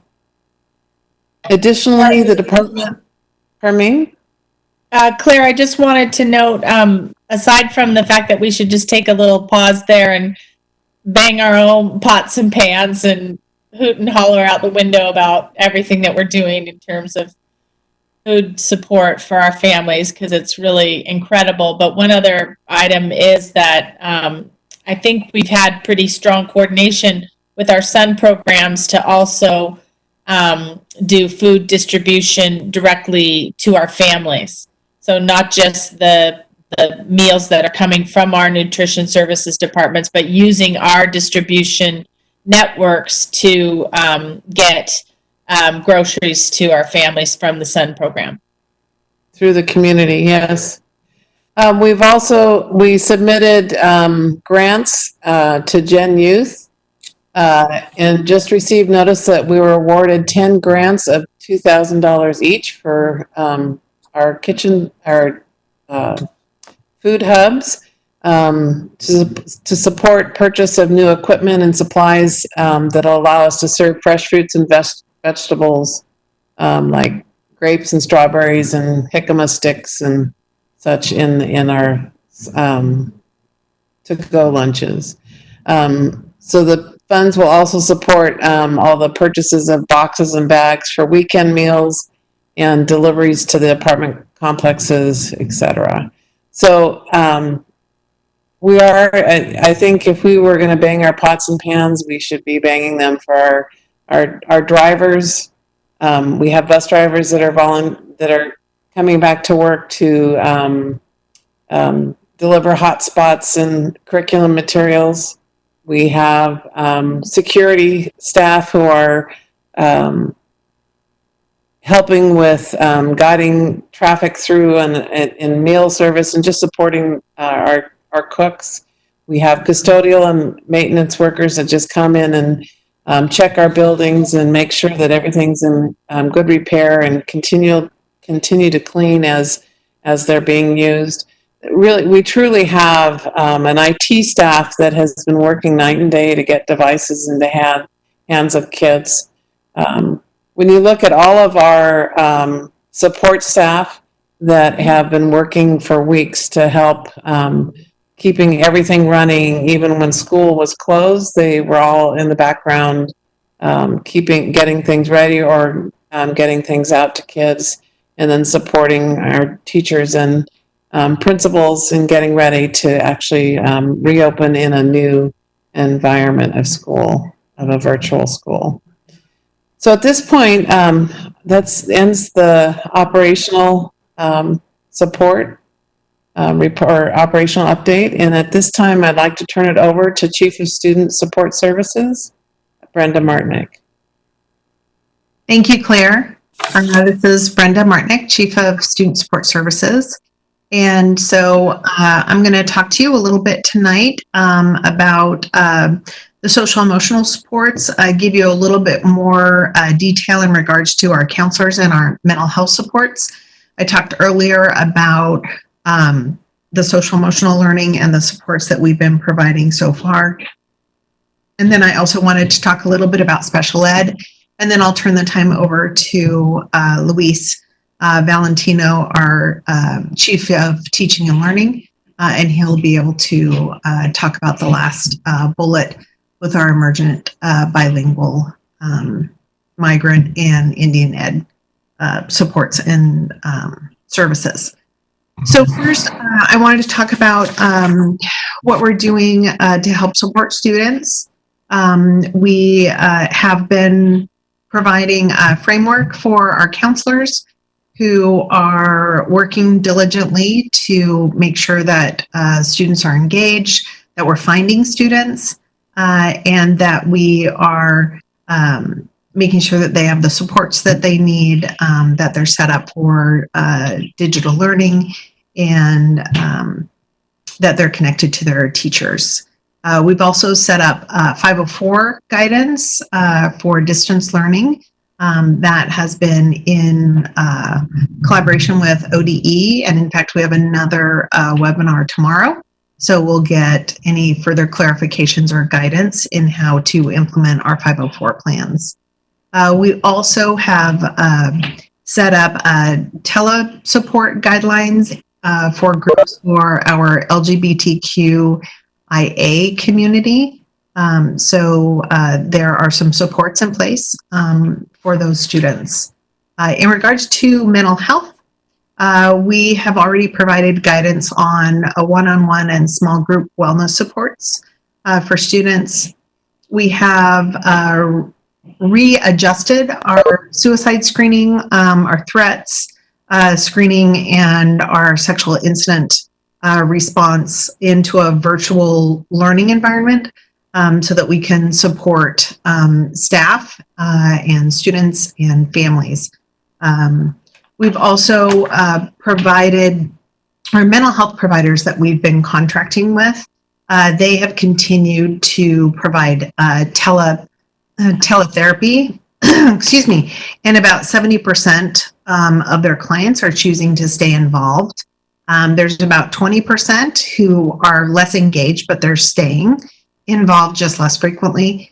And then 10% of their population we've not been able to engage with. And so we're still working on different ways to try and engage with that 10% of our population. All of our mental health therapists are working in collaboration with our schools, our school teams, our social workers, because we have a few in the district, and our counselors. We're also in the final stages of a youth resource app, and so that will provide youth in Portland Public Schools an app that's easy to use and is updated with supports, information and resources in response to COVID, and also where they can either talk or text through Lines for Life. And then we are still planning for our Mental Health Month, which is in May. So you'll hear a little bit more about that. In regards to special ed, it's been challenging to provide services to students in a digital environment. It provides us with an additional challenge when it is a student with special needs. And sometimes the distance learning and the virtual environment isn't as conducive for students who need things that are a little more hands-on, a little more visual, or more auditory. So we are finding our way, and we are going to continue to do that. The things that we're currently doing right now is we're using what's called a digital learning decision tree. So, which means that our case managers for students with special needs are first looking to see if they can implement the IEP as it is. If it is, then they're meeting with families, they're talking with their students, and they're just moving forward. If they believe that they can't, then they are working in collaboration with the family to develop what's called a digital learning plan, or a DLP. This is all dependent on what the IEP team decides in collaboration with the family.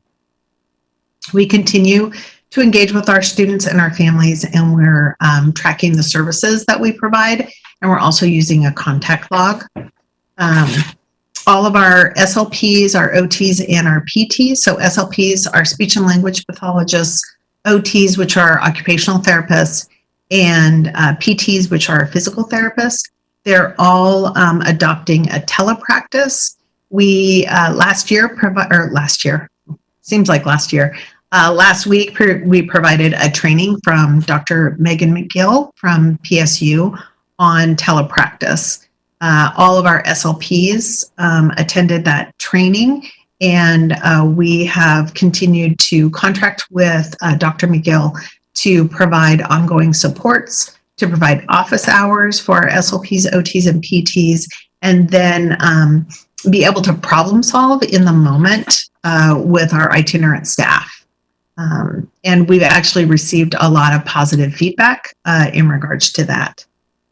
We have also delivered over 300 assistive technology devices out to students, and that is in partnership with our LIFT program that Jonathan Garcia has been supporting. And then I just wanted to do a shout out to Jeremy Lowe. He is our program administrator in special ed, and he personally took this on as a project and has worked with our assistive technology team and was able to get 300 devices into the hands of students who aren't necessarily able to communicate any other way except through their assistive technology device.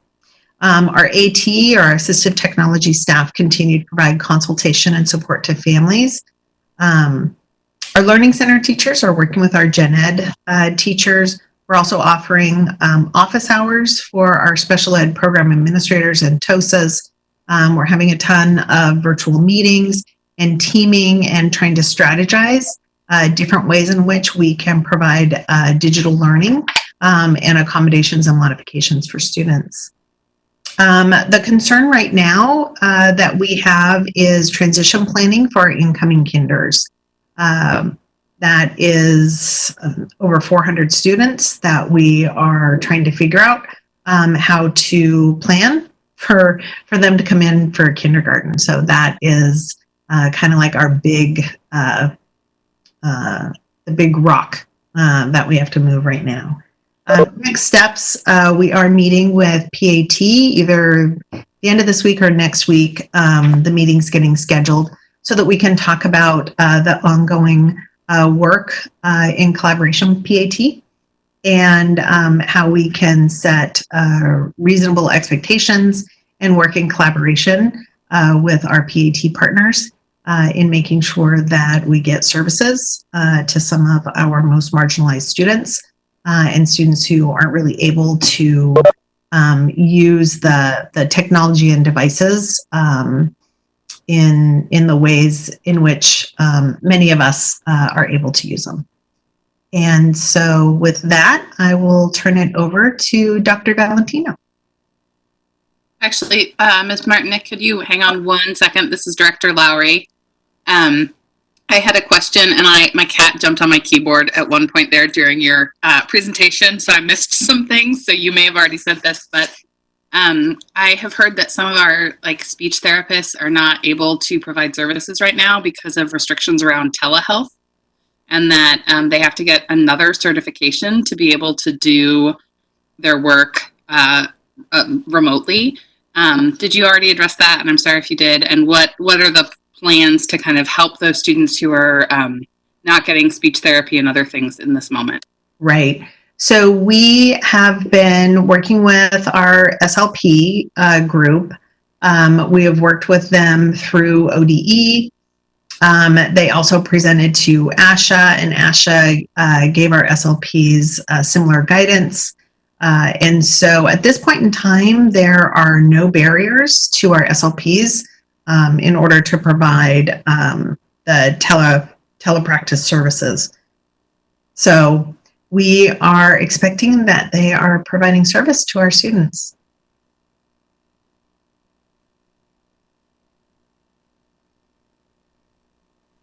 Thank you. I will follow up with that constituent. Thanks. Anything else before I turn it over to Luis? So this is, Julian, I'm not sure, Brenda, if this is your slide, but it's about a student support issue that I guess if we wait till the budget, it's probably too late. And so I'm wondering, and this is a question for the superintendent or someone else, we had plans for summer supports for Rosa Parks and the schools that were getting the CSI designated schools where we had students needing additional supports. And I'm wondering how we're thinking about that, because I know often the planning has to be done now in order for there to be anything to be offered. And again, so, sorry, Brenda, this isn't fit quite in here, but I'm not sure quite where it fits. And I'm wondering how we're thinking about that, just because it wouldn't necessarily be part of the normal next year's budget process. Right. That isn't entirely in my area, but it is something that the EOC has brought up as something that we do have to start planning around, is extended school year, so ESY services for students with special needs, any compensatory, and then summer schooling. So all of that summer schooling that happens, we do need to put together a plan for that. And so I'm only one piece of that puzzle. And I know Dr. Bird has a big role in that as well. And then, of course, the superintendent and ELT. So I don't know that we have answers. I think we have about as many questions right now. So, but it is an issue that we need to tackle, and we need to tackle it soon. So maybe a question for the superintendent: who would be on point for that the summer programming, whether it's continued distance learning or something else? I think it's unlikely that there would be actually school in school buildings, but are we thinking about that might be an option?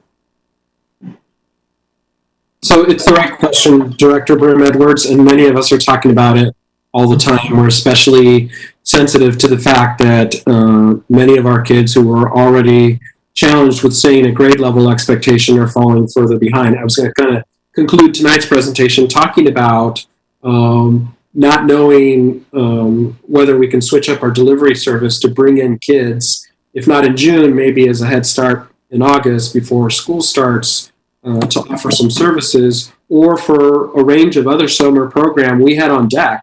We wanted to continue to expand our arts academy. We had plans for STEM summer camps in many of our clusters. We know that some schools are on a slightly different, or one of them on a slightly different calendar.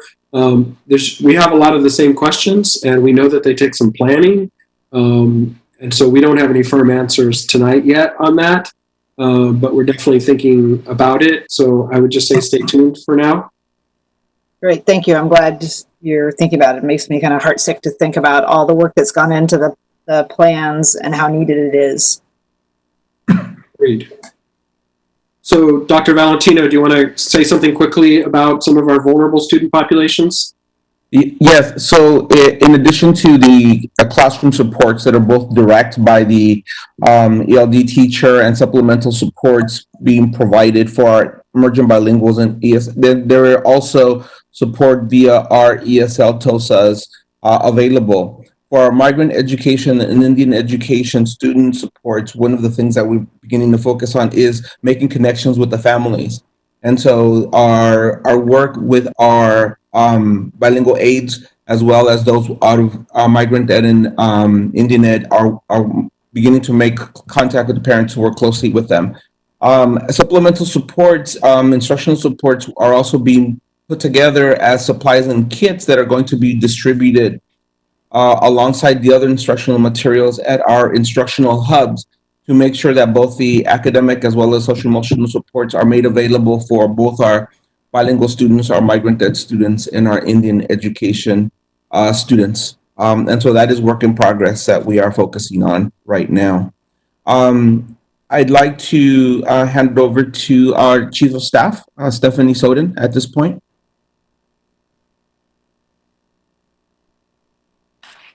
Thank you, Luis. Good evening, board directors. I just wanted to introduce the next topic. You heard briefly from our Senior Director of Communications, an overview of some of the efforts his team has been working on. I just want you to know they've been working tirelessly since before this began, for the closure. And some of the things we've worked on is there's a comprehensive website and online tools. We branded our district, our distance learning effort. We've had focused and regular ongoing communications toward a variety of audiences. Our community engagement team, they've been connecting with students during this time where some of them are more isolated than ever. They're reaching communities that are not necessarily online and other hard to reach communities. Our strategic partnership team has been raising money, securing important donations, identifying new ways to partner with businesses. And all of these efforts have been closely aligned with our racial equity and social justice focus. So I'll turn it over to our Chief Engagement Officer, Jonathan Garcia, our Senior Advisor on Racial Equity, Danny Ledesma, and David Roy to share more information. Thank you, Stephanie. Good evening, everyone. I'm Jonathan Garcia, Chief Engagement Officer. We're so grateful to so many of our partners, including DoorDash and Lyft, who have gone above and beyond to make sure our families who need meals delivered or transportation to essential locations get it. Some of these partners are big names like Comcast, Lyft, Amazon Web Services or AWS, and many others are names you have probably never heard of. Some have been major gifts. Some have been generous gifts from community members wanting to lend a hand. All in all, our community is really inspiring me and really inspiring all of us to rally together for our families. In fact, I'd like to take this point of privilege to read a quick message from a PPS parent I received recently. I get these type of messages quite often, and I hope, like me, you appreciate the ways our business and philanthropic partners are showing up and making a difference in our community. So let me read this really quick. Quote, "Thank you for all you're doing for the students and families. The recent fund that you provided to PPS families with Lyft really impacted my family and helped us tremendously. I was able to use it to help get my mother to pick up my daughter and bring my daughter home with her, as I needed to go to the hospital and be treated for COVID-19, as right now they're only allowing patients in the ER. They wouldn't allow my daughter to be here with me, so thank you for establishing this and getting the funds to support this kind of outreach. It really helped us." So again, on behalf of PPS, I just want to thank our business and our broader community for leaning in to support our PPS families and students during this time. So I'm happy to also report that our community has contributed well over $110,000 to the Fund for PPS to help get $100 gift cards for groceries and other essential household supplies for families. As of this morning, we have received close to 200 requests for assistance in the form of these grocery gift cards. In keeping with real-time need on the ground, we're working with our school administrators, our school counselors, our social workers, our attendance coaches, our community specialists, our community agents to help identify students and families in need. So if you know of any family who might be in need of this type of support, I ask that you communicate or have that family communicate directly with their school principal, their counselor, their social worker, their community agent, or their attendance coach who will help them get their family's name in the pipeline. We are going to begin distributing these funds next week, and we're working directly with our school-based staff to make this process easy and safe for all of our families. What I can tell you is this, our school-based staff truly know the issues our families are facing. Of the 200 requests that have come in to date, over 80% of families have had a parent or a guardian either laid off or their work hours have been reduced due to the coronavirus pandemic. And over 98% of the families requesting assistance already qualify for free and reduced lunch. So as you can expect, we're prioritizing our families with the most need and families facing multiple barriers to during this crisis. And so finally, for those in our listening audience who would like to donate to our Coronavirus Relief Fund, you can do so by visiting our website, fundforpps.org. Again, you'll be able to make a donation there on behalf of our students and their families during this time. So again, thank you, and I'll turn it over to Danny Ledesma. Hi, good evening, everyone. I'll give you just like a quick overview of some of the work that we're doing in racial equity and social justice with community partners who are either culturally specific organizations or multiracial organizations. Currently, PPS contracts with several culturally specific and multiracial organizations in 4 main strategy areas. The first is in culturally specific family engagement. These efforts are really aimed at connecting parents and families to the school system, working at sort of building parents' knowledge and understanding of the school system, school priorities, and content of what their students are learning to improve their students' success. And we partner with organizations like IRCO, NAIA Family Center, Latino Network, SEI, and Black Parent Initiative at several schools throughout the district. And we have been doing this for quite some time. Another strategy that we work on is wraparound services. And those wraparound services are really meant to provide a deep level of case management and support, not only for students' academic success, but also to ensure that their social emotional learning is being supported, and that parent and family needs are being taken care of in a really holistic way, done through with supportive partners. And currently we partner with Open School Step Up, SEI, and Latino Network in the Escalera program. Our third strategy is mentoring and leadership development, and we partner with quite a few organizations who provide positive role modeling, positive intervention behavior, and a lot of really care and concern for our students of color. We partner with organizations like I Am Academy, Latino Network, Coalition of Black Men, Nothing But Quality, and Michael Grice, REAP, who you heard from earlier today, and Horizons Counseling, who works on the Youth Empowerment Program. Our fourth strategy is Extended Day, and we work with the Urban League and Chess for Success. They provide extended learning and enrichment activities for students to supplement a lot of the work that's done in the after-school programs through the SUN program. These were strategies. We've been working on these with our partners for quite some time. And as a result of the coronavirus and our response, we're in the process of amending our contracts with our partners to ensure that we're really tracking that they're continuing to provide a high level of service to our students and their families, but doing it remotely. So I've been coordinating with all of our different contractors. We asked them to submit a revised scope of work, proposed even changes to their reporting or the way that they are looking at, changed outcomes. And our partners, in the way that they work with us all the time, have really stepped up to the challenge.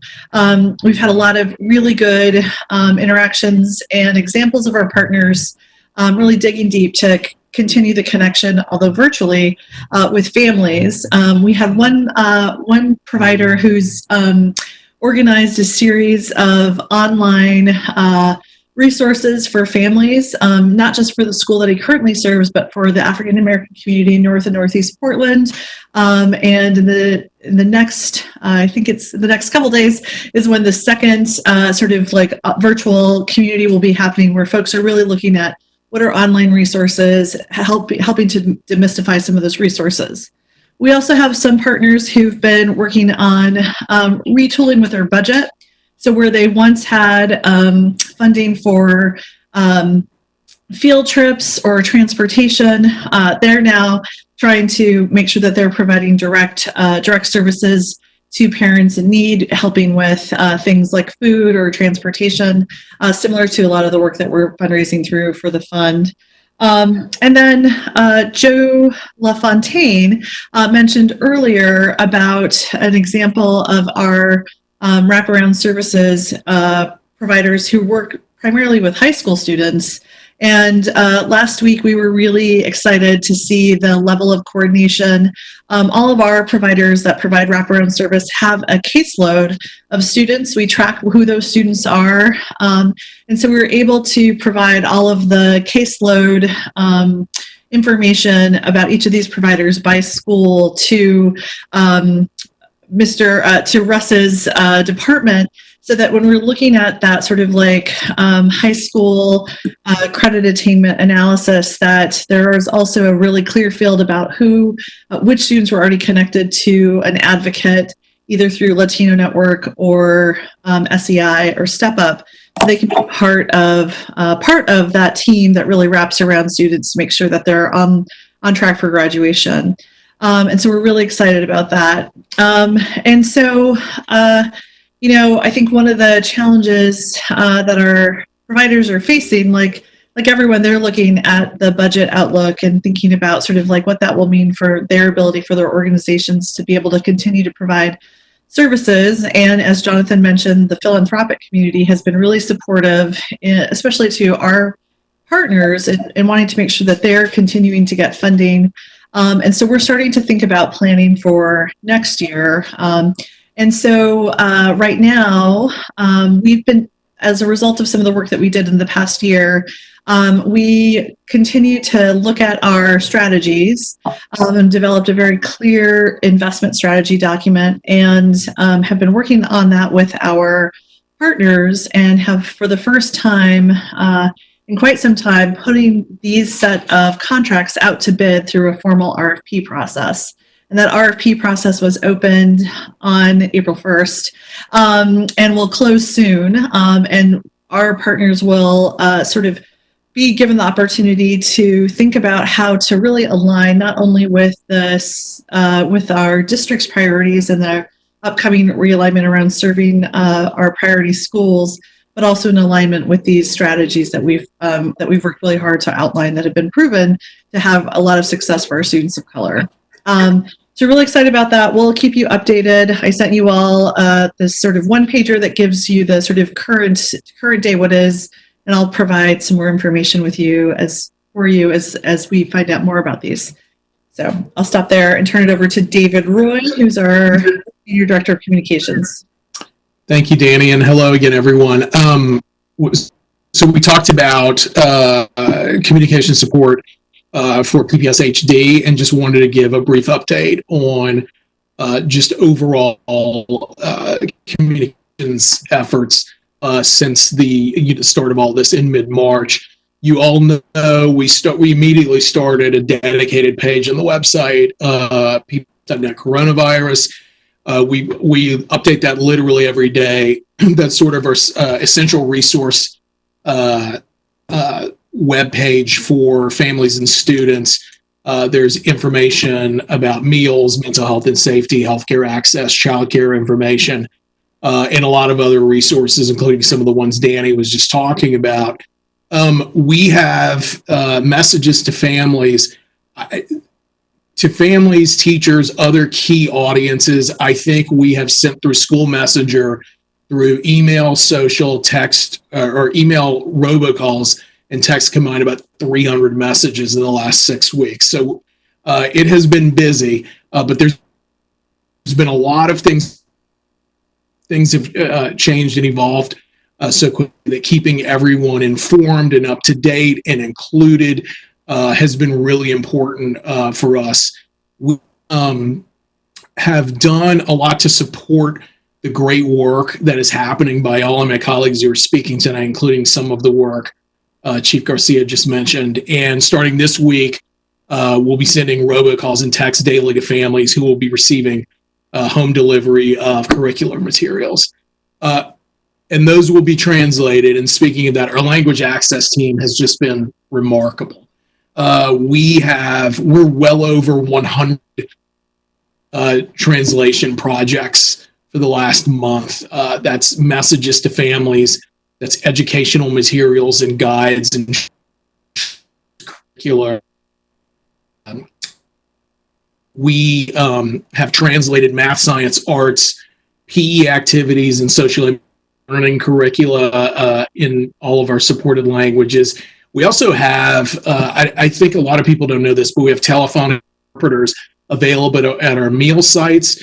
We work with an organization called Lionbridge, and that's on-demand telephonic translation interpretation services and goes well beyond our supported languages and supports over 100 languages. So when you think about the diversity of our families in our district and how that diversity is reflected in our meal sites, we think that's a really nice thing for us to have there. Families can contact our language access team to ask just about anything, and they will get an answer from them, whether that's something tech related or anything else. We're providing video interpretation for IEPs using Google applications, and for Jonathan's work on Comcast, translating the robocalls that are going to those families. Chief Soden and I and our CHRO, Sharon Reese. Sharon and I have worked together in the past on employee engagement. And before all of this started, we had been talking about some sort of district-wide employee engagement. In fact, had started some of that work. What we are still looking at what we can do to sort of lift and buoy our colleagues and build some of that engagement. And one of the things that we've done in the immediate term is, even though school days look a lot different now, with the return of school days, we have resumed the One, which, as you all know, is a daily snapshot of our district. And so over the last few weeks, we've been spotlighting some of our best and brightest, and our folks in nutrition services, our custodians, our warehouse staff, our teachers, building administrators, students who are really, really stepping up and going above and beyond, despite the challenges that are in front of us right now. So we get a lot of feedback from the One, and so we feel like that was a nice thing to sort of return a bit of normalcy back to our school days. And then finally, as far as media goes, of course, you have likely all seen media coverage of PPS over the last few weeks. Most of the outlets have been actually very helpful in amplifying our messages, especially with regard to computers, meals. They've just been really great, both in their reporting and on their social media, at helping us get the word out. I would also like to give thanks to the mayor's office and the county chair's office, who have done that as well on a regular basis. We have been shooting a video and getting B-roll for television outlets in order to give them something to use in their stories without having to go to schools and threaten, what we're working really hard on social distancing and other safety protocols at the meal sites. And so we're working with them. They're, like I said, have been a big help to us for the most part, and we'll continue to do that. We do hold back every once in a while. We do remind outlets that, we're going to answer to our families and our students and our employees first. So that may mean that you get something a day or two later, but we're going to tell our own folks first. But things have gone fairly well with that, and they've been understanding. So that's kind of an update from a couple of when we last talked a couple of weeks ago about what is going on with communications. Thank you, David, Danny, and Jonathan, for your ongoing efforts. Directors, we're rounding the last corner here to bring it to a close. As you might imagine, and this continues to be a theme that we're sensitive to, we'll continue to bring up and attend to that. Surely this is having an impact in different ways with our students, and you'll probably hear us substantiate that a little bit more in the future, but wanted to give Dr. Russell Brown a moment to talk a little bit about what we might anticipate this school closure may have on student learning. Russ, there? Yep, I'm here. Just took a second to unmute the mic. This is about the fourth platform now that we're operating in. So in terms of anticipated impacts on student learning, our partners at NWA have done some research around that, and not surprisingly, we would expect that there's going to be some loss in learning that accompanies this. That appears, at least when they looked at the data, and they based that on looking at the trends of what students typically might lose across the summer, sometimes known as summer melt, and then extending that for the extended period of time that students have been away from full-time instruction, time on task. Those losses are anticipated to be greater in the lower grades and greater in terms of mathematics. That being said, and without going into lots and lots of detail on this, this is an unprecedented event, and one that will require us to be thoughtful about looking at our continuous improvement efforts and effectively establishing a new baseline as we move forward and think about learning.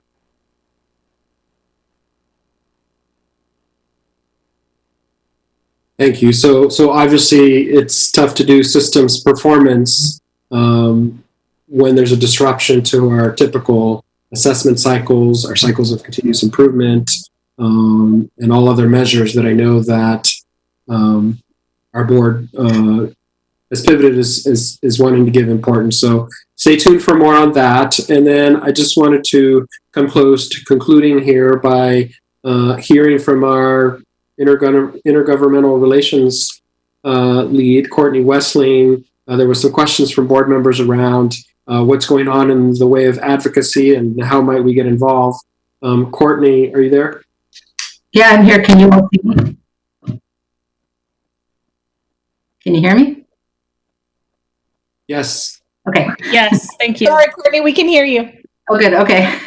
I haven't used WebEx, so thanks for giving me the thumbs up. Yeah, so hi, everybody. From my bedroom bunker. There's a lot going on federally, as was mentioned earlier, with the CARES Act and the potential, CARES 2.0 coming down the pike at some point in the next few weeks. A lot of advocacy coming around from the Council for Great City Schools and elsewhere about the need to support local government and school districts in this time, and a lot of comparison to the investments back during the 2008-2009 recession. So there was a letter that was alluded to earlier that Guadalupe, that the superintendent has signed on to, along with a lot of other urban school district leaders. That'll be going out later this week to the Hill. They were waiting to distribute it until after this small business relief package passed today. So that's on the way. I've also shared that letter with our congressional staff to make sure that they know it's coming. It's a really good letter, and it has a lot of specifics about what this is this is bleak, and they need to know what it looks like for districts at every level, because we're all in the same boat. So that's going to continue. I'm in regular touch with the congressional staff locally here to share information about kind of our needs. They want to know what's happening, what are we doing. A lot of it is been pretty consistent for the last 5 weeks, but it's really helpful for them to understand just the big pivot that districts like ours are having to make right now. And so a lot of just getting creative, and people are working really hard. So kudos to everybody for everything you're doing.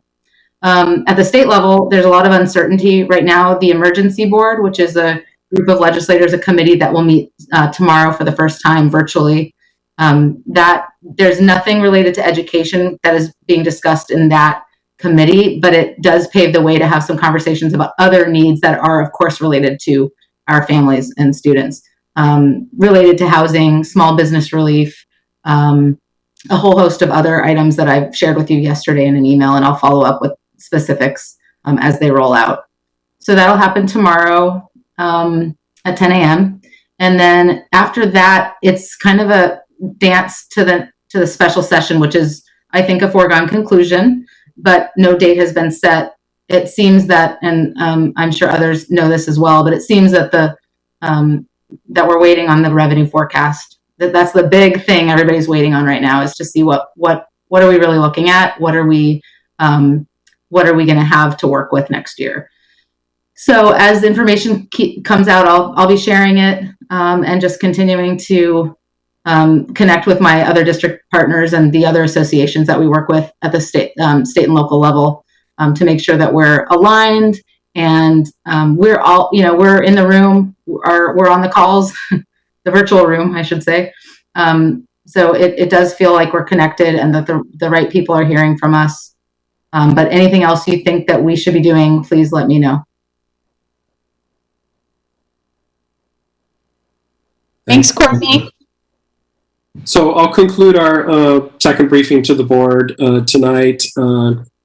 Thank you for your patience. We always try to balance directors' desire to hear how we're managing through this crisis. So you might have heard more detail than maybe you wanted insight into, but we also know it's a benefit to our public when they hear what's going on behind the scenes that may not always be visible. But please know that staff is really doing their best to meet needs as they come up.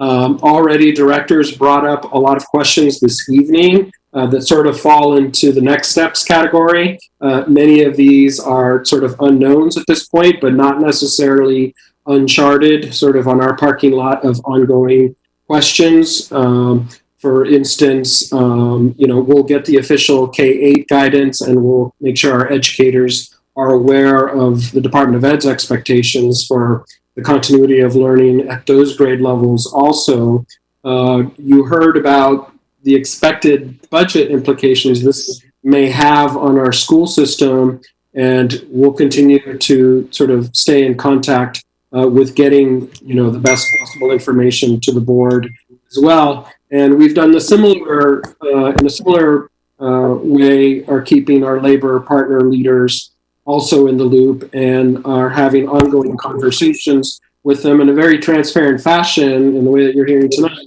about what we understand to be our fiscal context. And, it's not a difficult stretch to wonder what the implications might be for our staffing, which is very sobering to us because we were in a very different place just a few weeks ago in our hiring timeline. So this is our reality. Questions around how do we support our students during the summer months? Of course, a lot of this will depend on a phased reopening approach as the governor shares her plan and what's permitted on campus.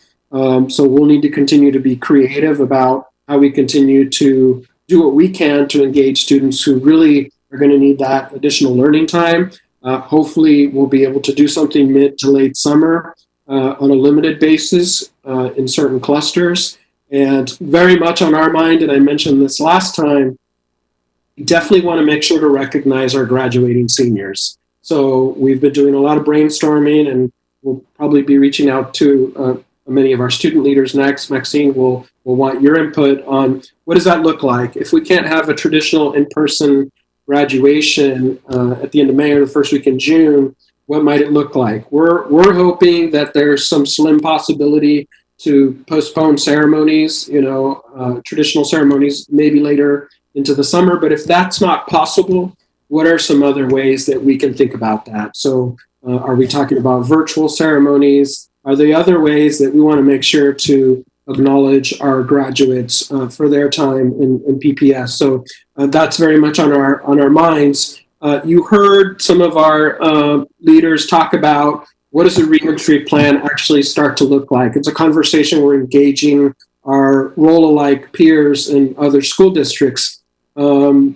this situation has caused us to move faster than maybe we would have in incorporating blended learning approaches. And so how do we sort of leverage the fact that, and this is a historical, kind of awesome thing as a byproduct, we will, for all intents and purposes, be a one-to-one student-to-device ratio district.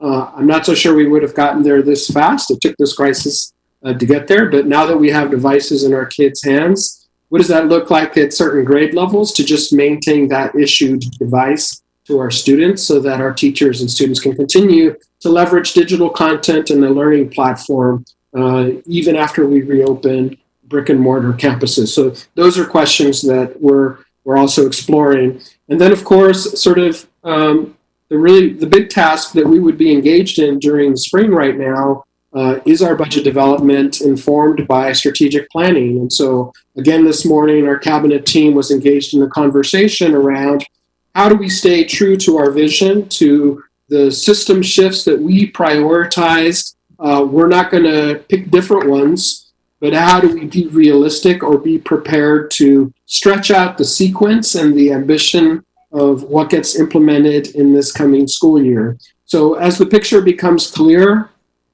hopefully there's a continued prioritization on K-12 in Oregon. We know that many of our most vulnerable students are really going to rely on a lot of those wraparound supports that the SIA called for. We're hoping that we can maintain a level of those. As soon as there's some notion that that's going to be a green light, we'll circle back with those social workers and additional counselors and others that we knew were going to be part of our game plan. So, and then the other business of the district continues in earnest. That includes leadership appointments. We invite the public and directors. We've shared the announcements with you. There are some school leadership transitions, and today we announced another new principal at Robert Gray. So congratulations there. Stay tuned. We're gonna continue to engage the community, even if it's virtually, to be a part of that interview process. So stay tuned for more leadership appointments there. So, and then next slide there, Roseanne. I'll just end with thank you. So many people in this organization and out in the community deserve a high five and gratitude from us. Thank you, Jonathan, for modeling it there. We thought that was an appropriate picture.